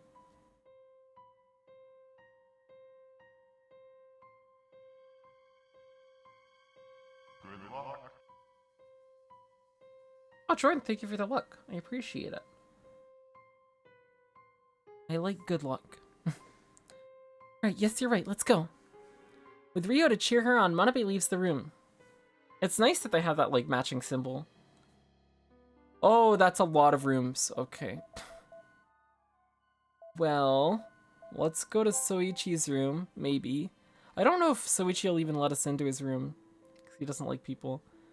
This is Soichi's room, but the door is locked and there's no reply when they knock. Soichi, we need to talk to you about last night.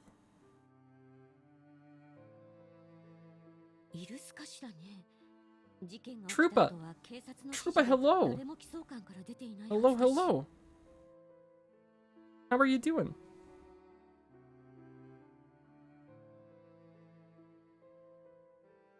Oh, thank you. Yeah, I have a... Tom sent me... Oh, well that's bad. There we go. Tom sent me chat box thing. And then I threw together this webcam frame. I hid the chat box for now because it was covering more stuff than I would like of the game. But... yeah. Oh, Trooper, thank you for the bad luck as well. I appreciate it. It's very fitting.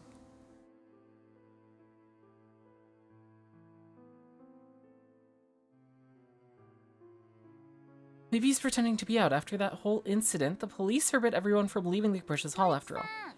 Soichi, please let us talk to you! Riho calls him a few more times, but no response comes. Yeah, I guess he's a bona fide shut-in. Well, he can't refuse a questioning, and pretending he's out won't work with the police. Yeah. Well, for now, let's leave him to the police, I guess. How am I doing? I'm doing alright. I'm tired. The stream might be shorter than the last few have been. I might stop as soon as we finish chapter 2 here. Because this also seems like this part will be longer than what Yagumo Part 3 was. Yagumo Part 3 was like a 2.5 hour part.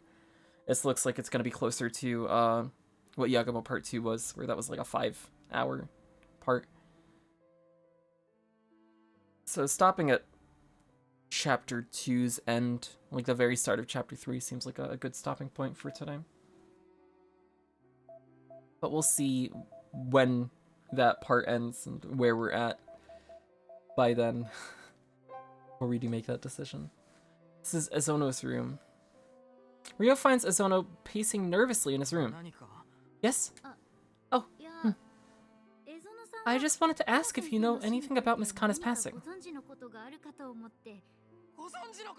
Do I know something?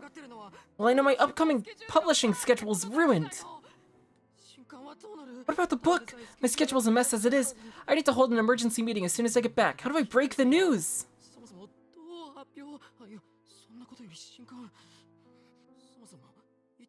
Who even did this? We have to clarify that, or we won't be able to leave. We're all trapped. Calm down. Be quiet, just get out. Okay. That's fine, I guess. But, Riho, there's no point right now. Let's just go. Riho follows Manabe's advice and leaves the room. Okay. Riho's room. Ouch. Riho returns to her room, and upon raising her arms, realizes her shoulders are stiff to the point of hurting. This must be because of how nervous we were since yesterday. With that in mind, Riho stretches her body, finding not just her shoulders, but just about all of her muscles feel stiff. Oh wow, this is bad. Riho decides to stretch for a while with Manabe, so as to ease their muscles. Okay. Tomizawa's guest room. They arrive in Shiho Tomizawa's room. Riho finds her sitting in the room, sitting in deep contemplation. You need something? Oh, I just wanted to ask you for your thoughts about Miss Kana's death.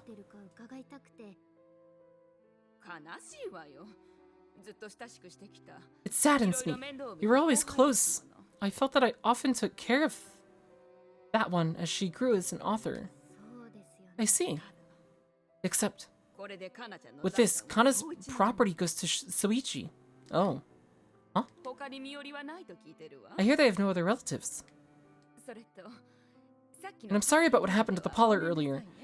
I said things that made everyone anxious and agitated. I don't know what came over me. Not at all. Everyone was on edge, as it was, for good reason. Yes, that's quite right. I was quite confused and angry as well. It's all clear now after I've taken some quiet time to think things over. What do you mean? Soichi did it. Okay, that's too obvious. It can't be Soichi. That's like the most obvious thing. You can give luck in 5 minutes, I'll refund your points. I still have to make it auto-refund. I should really do that. I need to do that. I know how to do it. I just haven't done it yet. I should do that. Hopefully I'll do that, soon. Maybe. Hopefully.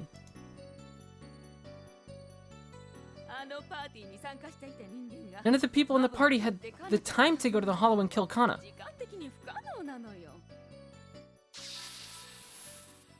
Okay. But she didn't have to be killed in the hollow. It was impossible to kill Kana and carry her over to the hollow? Or wait, what did that say? Can I check? I can't check my things, right? There's no menu to do that.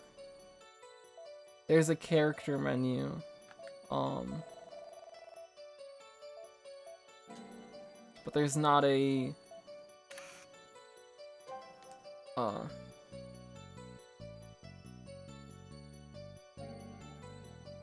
not a way of viewing important phrases. Our round trip to the hollow where we found the body would take 40 minutes, and none of the people in the party would be gone for— oh, okay. I guess that's a mystery author for you. So she noticed that too. Yes, the footage I took proves that. She's saying that nobody could have carried her there and come back in time, in that time period, but they didn't have to. It doesn't really matter at all. Right? In other words, everyone that was in the party have an alibi. And Shoichi had the inheritance matter as a motive, and no alibi since he wasn't in the party with us. No one but him could have killed Kana. That's not true, but okay. But that's not enough to say Soichi's the killer for sure. What? Are you siding with him? He's the inheritance as a motive and no alibi for the crime. No, that's just circumstantial evidence. You can't just pin the blame on Soichi with that. That'd be awful. At least Riho's level-headed. I see. Then let me tell you this then. I have one more proof that he's the killer. Proof? When we gathered in the parlor after we found Kana's body, I saw it. There was something that looked like red blood on his sleeves. Okay, well that's a little bit more damning. Something that looks like blood was splashed on Soichi's sleeves. Huh? Blood?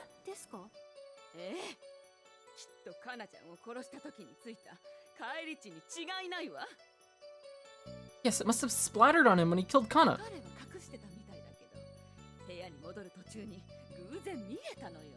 He tried to hide it, but I happened to see it when he was heading back to his room. And I grabbed his arm and asked him what the meaning of that was. He just shook off my hand and ran off. I went after him, but he shut himself in his room and is still refusing to leave. See? It's like he admitted to being the killer. Blood, huh? Kana was choked to death, but there were bloody scratch marks on her throat. If Shoichi really is the killer, it makes sense that his sleeve would be dirty with blood, but... okay. Let's go to the reception room. Then we'll go to the parlor, then the entrance. Oh. Well, there's Hiro. They find an emaciated Hiroko in the reception office. A screenshot of that. She looks listlessly out the window, as if her soul had left her body altogether. So this is where you were, Hiroko. Shutting myself off in my room just made me more depressed. Hiroko. Why did that happen to Kana? I don't know what to say. We should come again later. Okay. Revisit that. It's fine. Entering the parlor, they find Kono wiping a table with an exhausted expression. Just how did it come to this?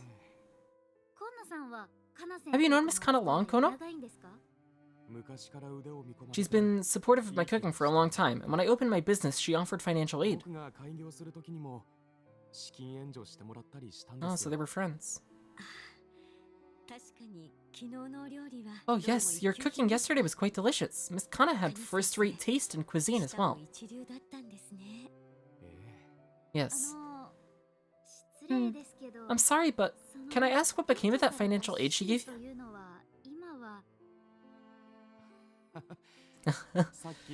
The police just asked me about the same thing.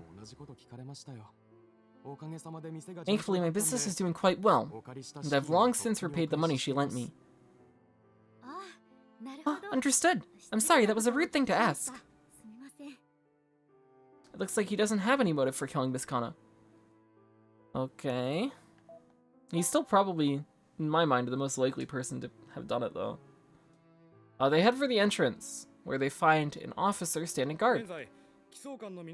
Currently, everyone in the Capricious Hall aren't allowed to leave. Please refrain from leaving until questioning is over. We're not going far. Or, well, we just want to talk with Inspector Manpa. To the inspector. We're acquainted with him. We've assisted him on an investigation before. Please wait a moment. The officer pulls out a transceiver and exchanges a few words. Eventually, the inspector seems to confirm their story, as the officer puts away the transceiver and softens his expression. The inspector gave you permission, so allow me to escort you to the hollow. The inspector is currently checking the scene where the body was discovered. Understood, thank you. Okay. The officer escorted them, partially to monitor them, as the two made way to the hollow. Hey, you two. Didn't expect to run into you on another crime scene. I feel the same way, but we do feel safer with you here, Inspector Manpa. Glad to hear it. So you said you wanted to speak to me. Yes, actually, we had a camera rolling during the entire party. It should help with establishing alibis for everyone in the parlor.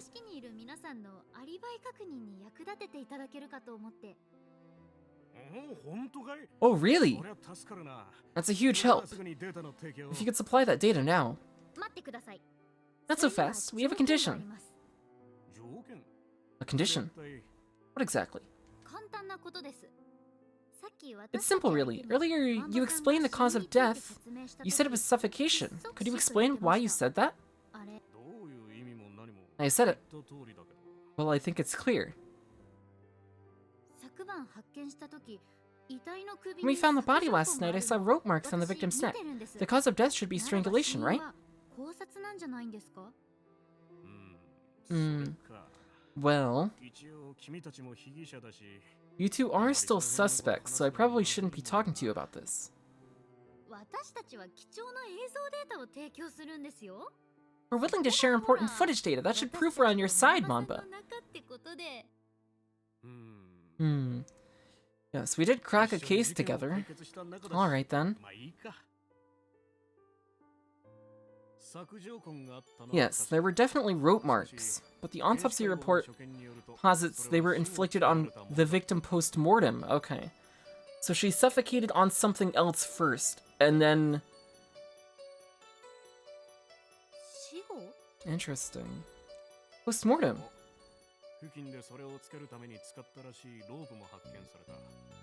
Correct.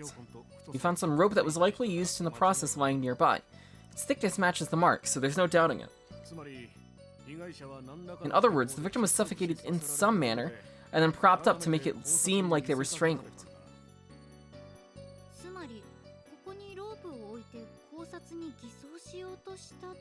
Which means they left the rope here to mask the murder weapon. The murder method. In other words, there's a chance the crime wasn't committed here. Yes. However, that's the hard part. No one left the estate until you went out to search for her. If nothing else, no one went outside since the party started, and until you all went out to search for her. Well, how can you say that for sure? Oh, okay. The estate is contracted with a security company. When the doors leading outside open, it leaves a record. And there's no record for last night. Of course, the security cameras also confirmed that no one left. Well, that's... interesting. Very interesting. It's impossible for someone to commit the murder indoors, then carry the body out here. Even if this is the crime scene, how did the victim get here? It's like she was teleported here. I can't deny that thought crossed my mind.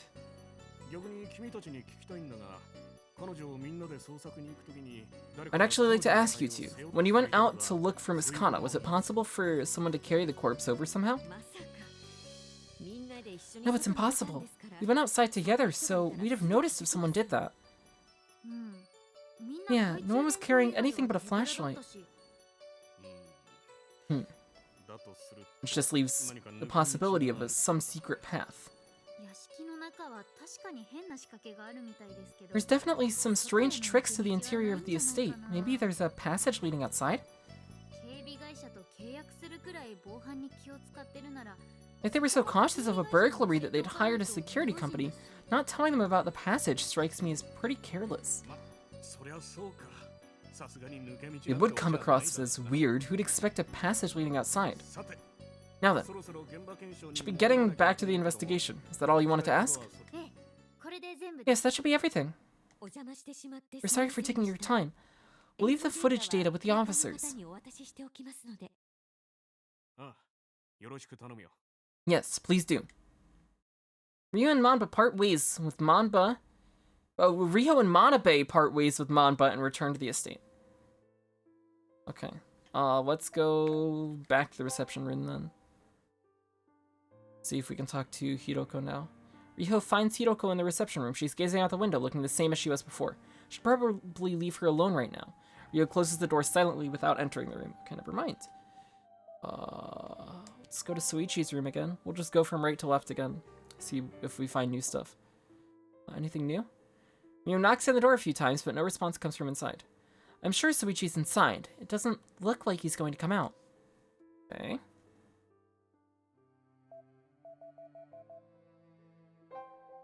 Back to Azona's room.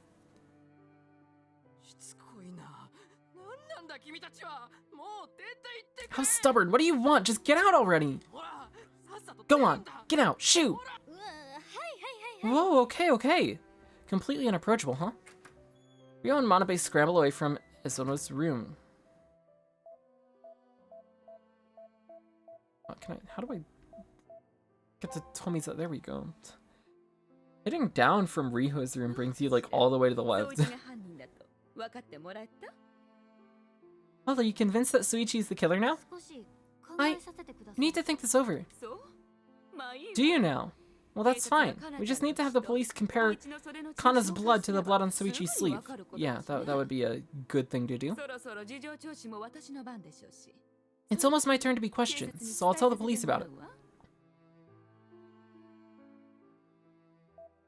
Okay. Back to the parlor. As Kono sits absent-mindedly and alone in the parlor, Riho speaks to him. Wait, there's something I wanted to ask you, Kono. Me? What is it?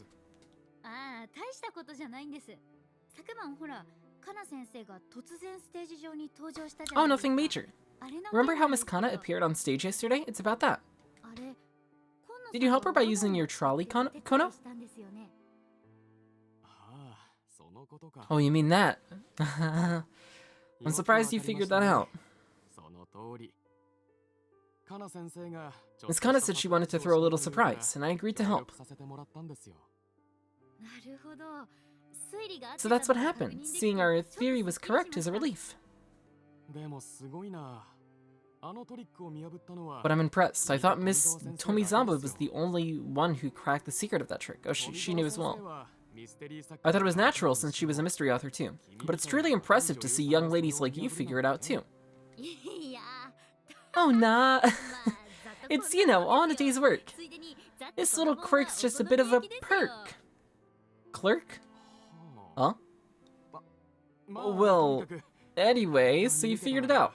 In that case, can you solve the trick behind Miss Kana's disappearance?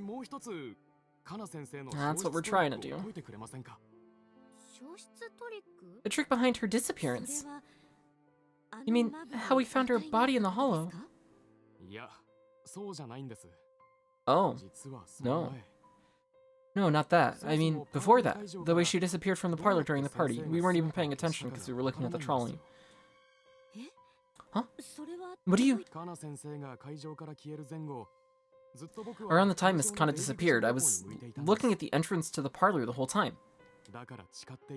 So I can swear it on my name when I say that Miss Kana did not pass through the exit, and yet she somehow disappeared. Well, that's odd.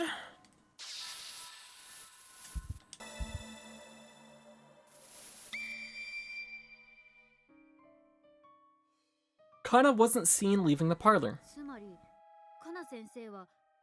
So you're saying Miss Kana disappeared from the parlor despite not going through the exit? Exactly. Assuming I wasn't so intoxicated I missed her. I get it. Riho looks around the parlor. It was decorated from the walls up to the ceiling. There's nothing that looked like it might hide an exit. There is a window, but it's set pretty high up. Going through there is going to be hard. But there might be some trick here, like with the revolving door in their guest room. By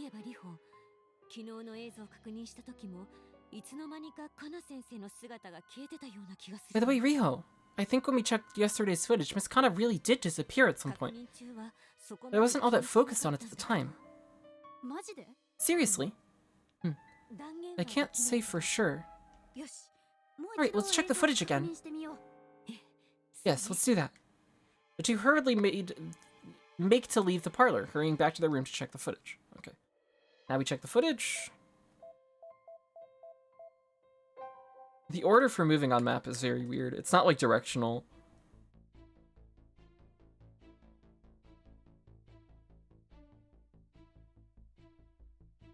Riho and Manabe return to their room and check the party's footage again. So Kana disappeared at around 21:30 or so. I'll fast forward to that time. Manabe moved the seek bar, fast forwarding the footage up to slightly before Kana disappeared. Okay. Here, there's Kana right before she disappeared. It looks like she's making sure no one's looking in her direction.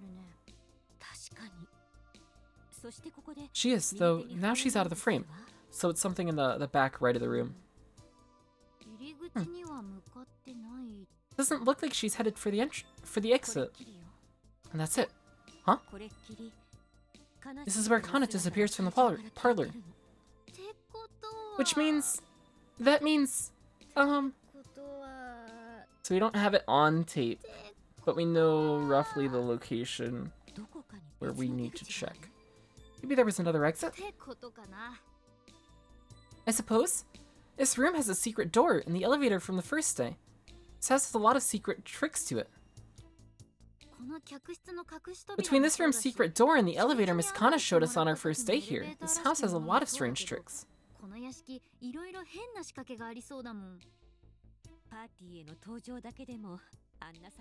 She prepared such a surprise just to make her entrance to the party. I wouldn't put it past Miss Kana to set up gimmicks like this in her house. Ah, but we really didn't notice. I just thought she left normally. Common sense is our blind spot, I suppose, but this could be our key for solving the case.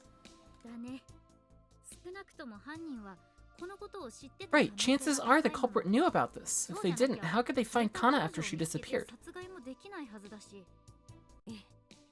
Yes. Anyway, let's try to figure out the trick behind this gimmick. Roger that.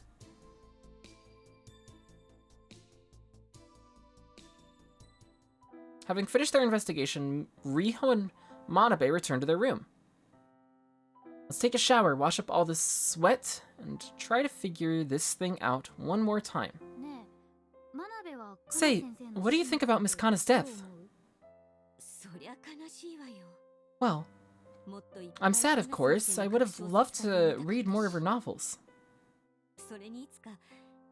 And I would have loved for you to act in an adaptation of her books and then show it to Miss Kana. Manabe. Manabe closes her eyes quietly, but then opens them again as if having come to a conclusion. I can't believe some passing-by murderer did this. It's only natural to assume someone who was in the Capricious Hall yesterday did this.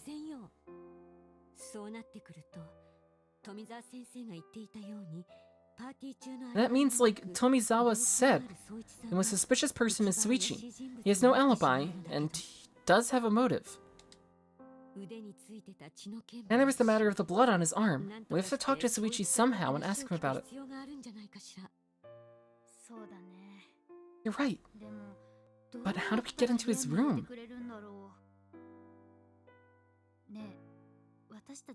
Don't you feel like we still don't know too many things? Huh? About this estate and Suichi. I think we need to investigate this a little more deeply. Remember what Kono said? He doesn't recall seeing her leave the parlor. That might be related to how Kana was carried to the hollow. True. There's still a lot of questions floating around about this incident. Answering them one by one might be our key to solving this mystery. Yeah, let's investigate how Kana left the party again.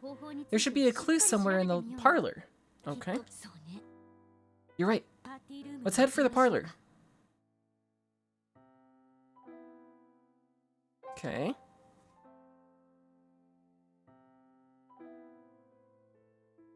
They were likely in the middle of questioning Kono, because when Riho and Manabe arrive at the parlor, they find it silent and empty. Now then, since there's no sign of Kana leaving through the exit, there should be another way out of this room somewhere around here. Judging by the small room trick we saw in our room, this isn't going to be simple to solve. Yeah, time to use the old noggin. Okay.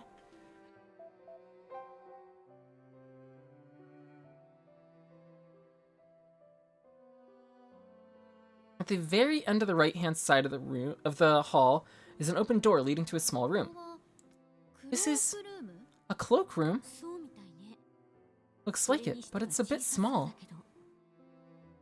The cloakroom is a space for storing clothes. It was likely built along with the stage to be used by whoever's performing on it. Peeking into the open room, Riho finds it doesn't seem to lead to a staircase or anything of the sort. I guess you wouldn't usually put an emergency staircase in a cloakroom.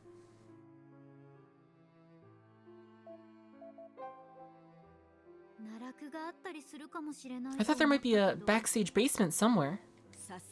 There isn't anything, though. It's just a normal small stage.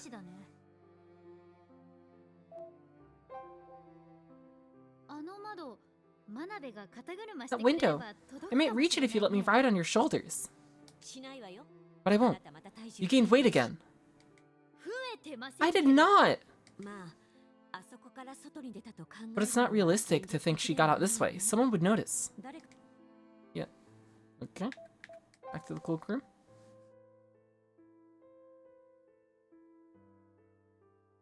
I should check inside anyway, just to be on the safe side. The two step through the open door and go inside. Upon pulling the curtain open, they find nothing but a hanger hanging at the height of one's head. Nobody used this place last night, right? Well, it's summer, and it was a casual party, so nobody came with cloaks or a coat. Makes sense, but... The cloakroom is extremely cramped, so much so that it felt narrow with two of them inside it. Cramped space, empty hanger, and it's totally dark with no light. The situation gave her an odd sense of déjà vu.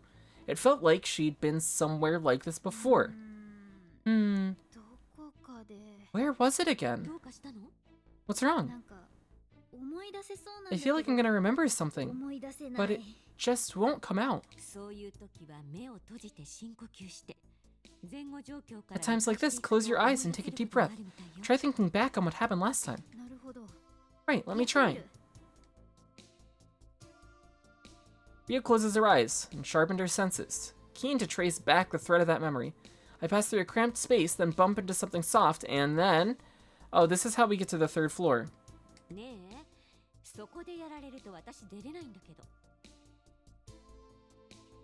Hey, if you do it there, I can't get out.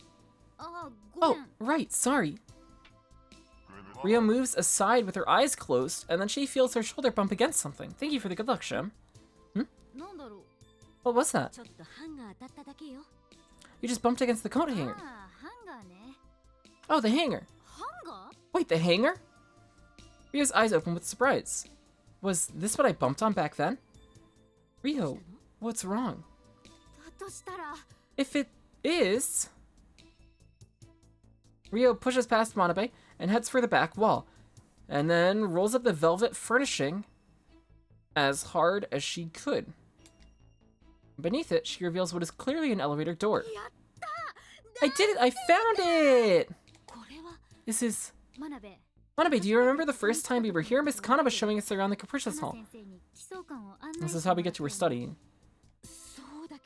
Right, but... Ah! Do you remember? She blindfolded us and took us to the 3rd floor. Okay, now we can probably go to Hiro about this, because Hiro's room is on the 3rd floor, so Hiro knows about this way out here. I was blindfolded back then, but I heard myself bumping into something, and it sounded exactly like this coat hanger. Now that you mention it, it does make sense. Your intuition is surprisingly sharp in the most useless ways. But if there's an elevator here... This might have been how Miss Kana left the party. Right, she probably snuck in here when no one was looking and used the elevator. Right, but where did she go?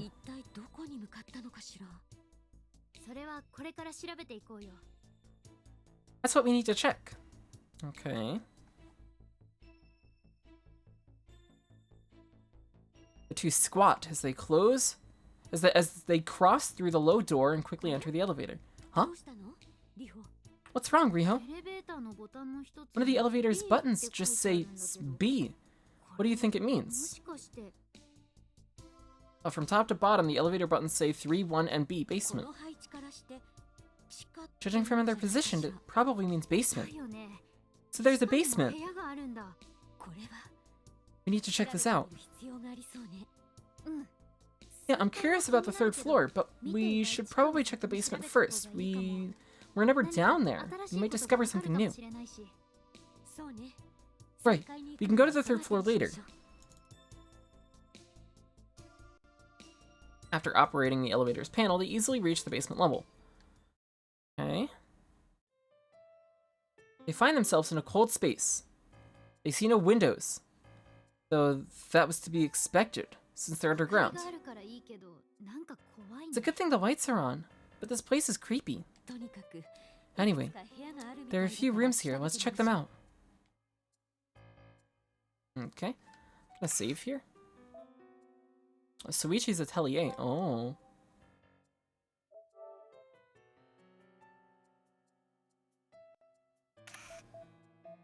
Also a second library and a laboratory. As they enter the room, the countless portraits lining the walls draws their attention. Wow, so many pretty paintings. This must be a studio. So this is where Soichi does all his work.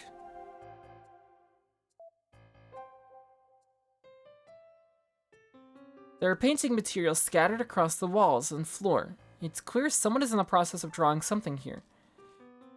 So, both Soichi and Hiro know about this place. The blood on his arm could have just been red paint as well. If he was down here painting. It's a lot of used paint, spray ink, chisels, and palettes. They're all very well maintained. Someone's definitely been using this room recently.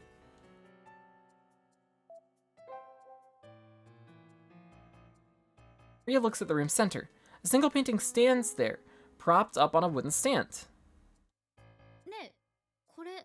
Yeah, I don't know if he's down here now, but he definitely comes down here. Hey, look at this thing. This is drawn on the canvas is the image of a woman smiling with a building in the background. There are some blank spots on the portrait, so it's likely still in the process of being drawn. Isn't the woman in the middle here Miss Kana? That's definitely her. The building behind her, it's still only half drawn, but it's the estate. Yeah, it can't be anywhere but the Capricious Hall. You can't mistake the silhouette. Oh, the paint around the Capricious Hall's drawing is moist compared to the rest of the painting. Riho rubs that spot gently, only to have a bit of scarlet paint going to her hand. I knew it, someone drew this painting recently. I don't think it was Miss Kana who drew this painting. Yeah, it's Soichi, he's an artist! Yeah, I can't imagine she'd draw herself with this building as the backdrop. It was probably Soichi who drew this. Miss Kana did say he was an artist. Which means he knew about the elevator and could go to this basement too.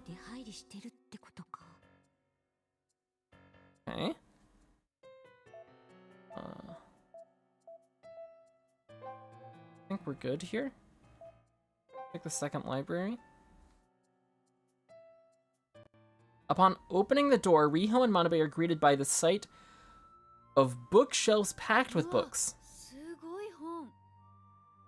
Whoa, look at all those books. This is probably Miss Kana's reference room. Oh, there's a pneumatic system set up here too. Right, so she sent materials to her studies from here. There's an intercom next to it, so she probably used it to specify what materials she wanted set up. That's convenient, but I get the feeling that she didn't really need to set something like this up. That's just Miss Kana's playful nature. Well, you can't judge a person for having a hobby, I guess. Okay.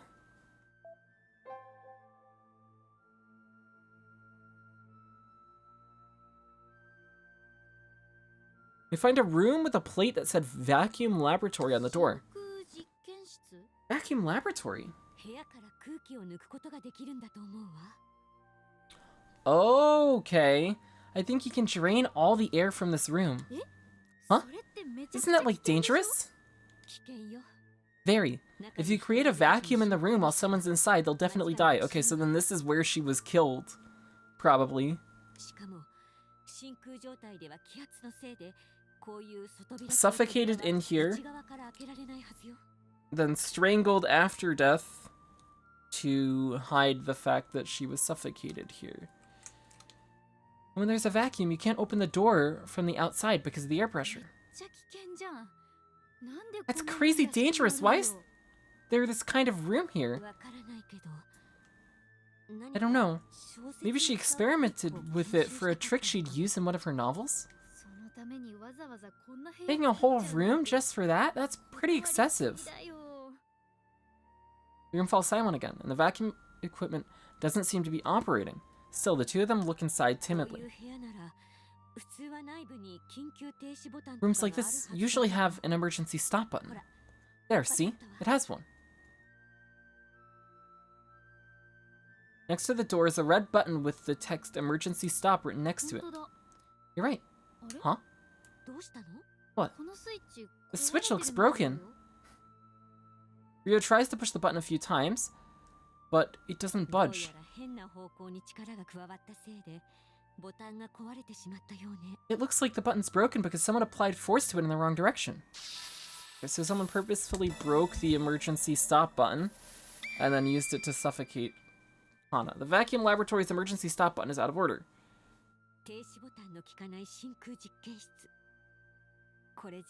A vacuum laboratory with an emergency stop button that doesn't work. If anything were to happen inside, there'd be no stopping it.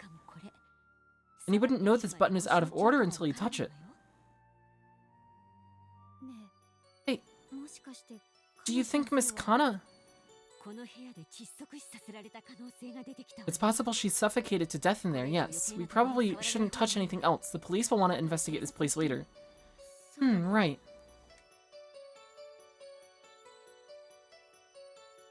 I don't think so. Because the pressure from the vacuum keeps the door sealed. And would lock it if it was active. The two naturally tiptoe out, leaving the room silently. That's a very weird room to have.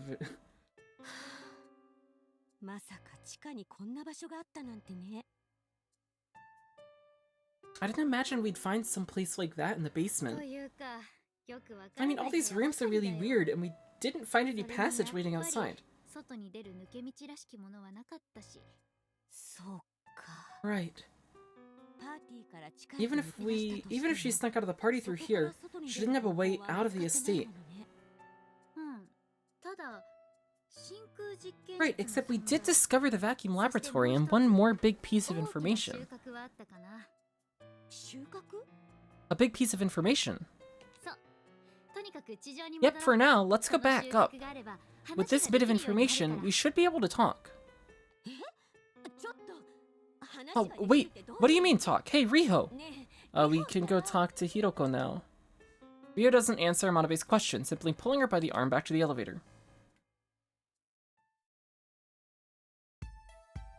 Riho Part 2, Chapter 3! Alright, that seems like a good place to stop.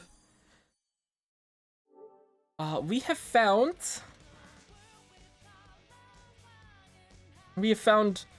what is probably the murder method of that vacuum laboratory. Kana was trapped inside it, suffocated to death, and then after death was strangled with a rope and carried out to the hollow. We don't know how she got outside. Nobody went outside until we all did, apparently, which the records and the security camera show. And apparently nobody could have carried the body with them as we all went out together. So we still have to figure out how she actually got outside. It looks like the next thing we're going to be doing is talking to Hiroko about the basement, because as of now, we know that both Hiroko and Soichi could get to the basement. But anybody else shouldn't have access to it. It should only be those two who live in the house. So that puts the most suspicion on them. But this is interesting so far. We're gonna stop there. This is a little bit shorter of a stream. This part looks like it's going to be quite long. So we'll finish this next time we do Root Film. But yeah, this was fun. I enjoyed this. Interesting that we had to do Riho Part 2 before Yagumo Part 4, because it doesn't look, at least as of right now, it might change towards the end. It doesn't look like there's any carryover between the Riho and Yagumo parts. Unless we're going to be meeting up with Riho as Yagumo in the next part, maybe. I don't know. But I guess we'll see as we come to the end of this part. Thank you, everybody, for watching. I appreciate it. Thanks for hanging out. Yeah. I'll be back tomorrow. I don't know what we're going to do tomorrow. I still have to figure out what I want to do for this upcoming week. I know I want to do some KH3 stuff on PC on Tuesday. And then, like, later in the week maybe as well. But we'll see how that goes. And I might do some Monster Hunter on stream as well. I still haven't played Monster Hunter. Should probably play some Monster Hunter. But yeah, thanks everybody for hanging out. I hope you all had fun, and I will see you later. Bye-bye.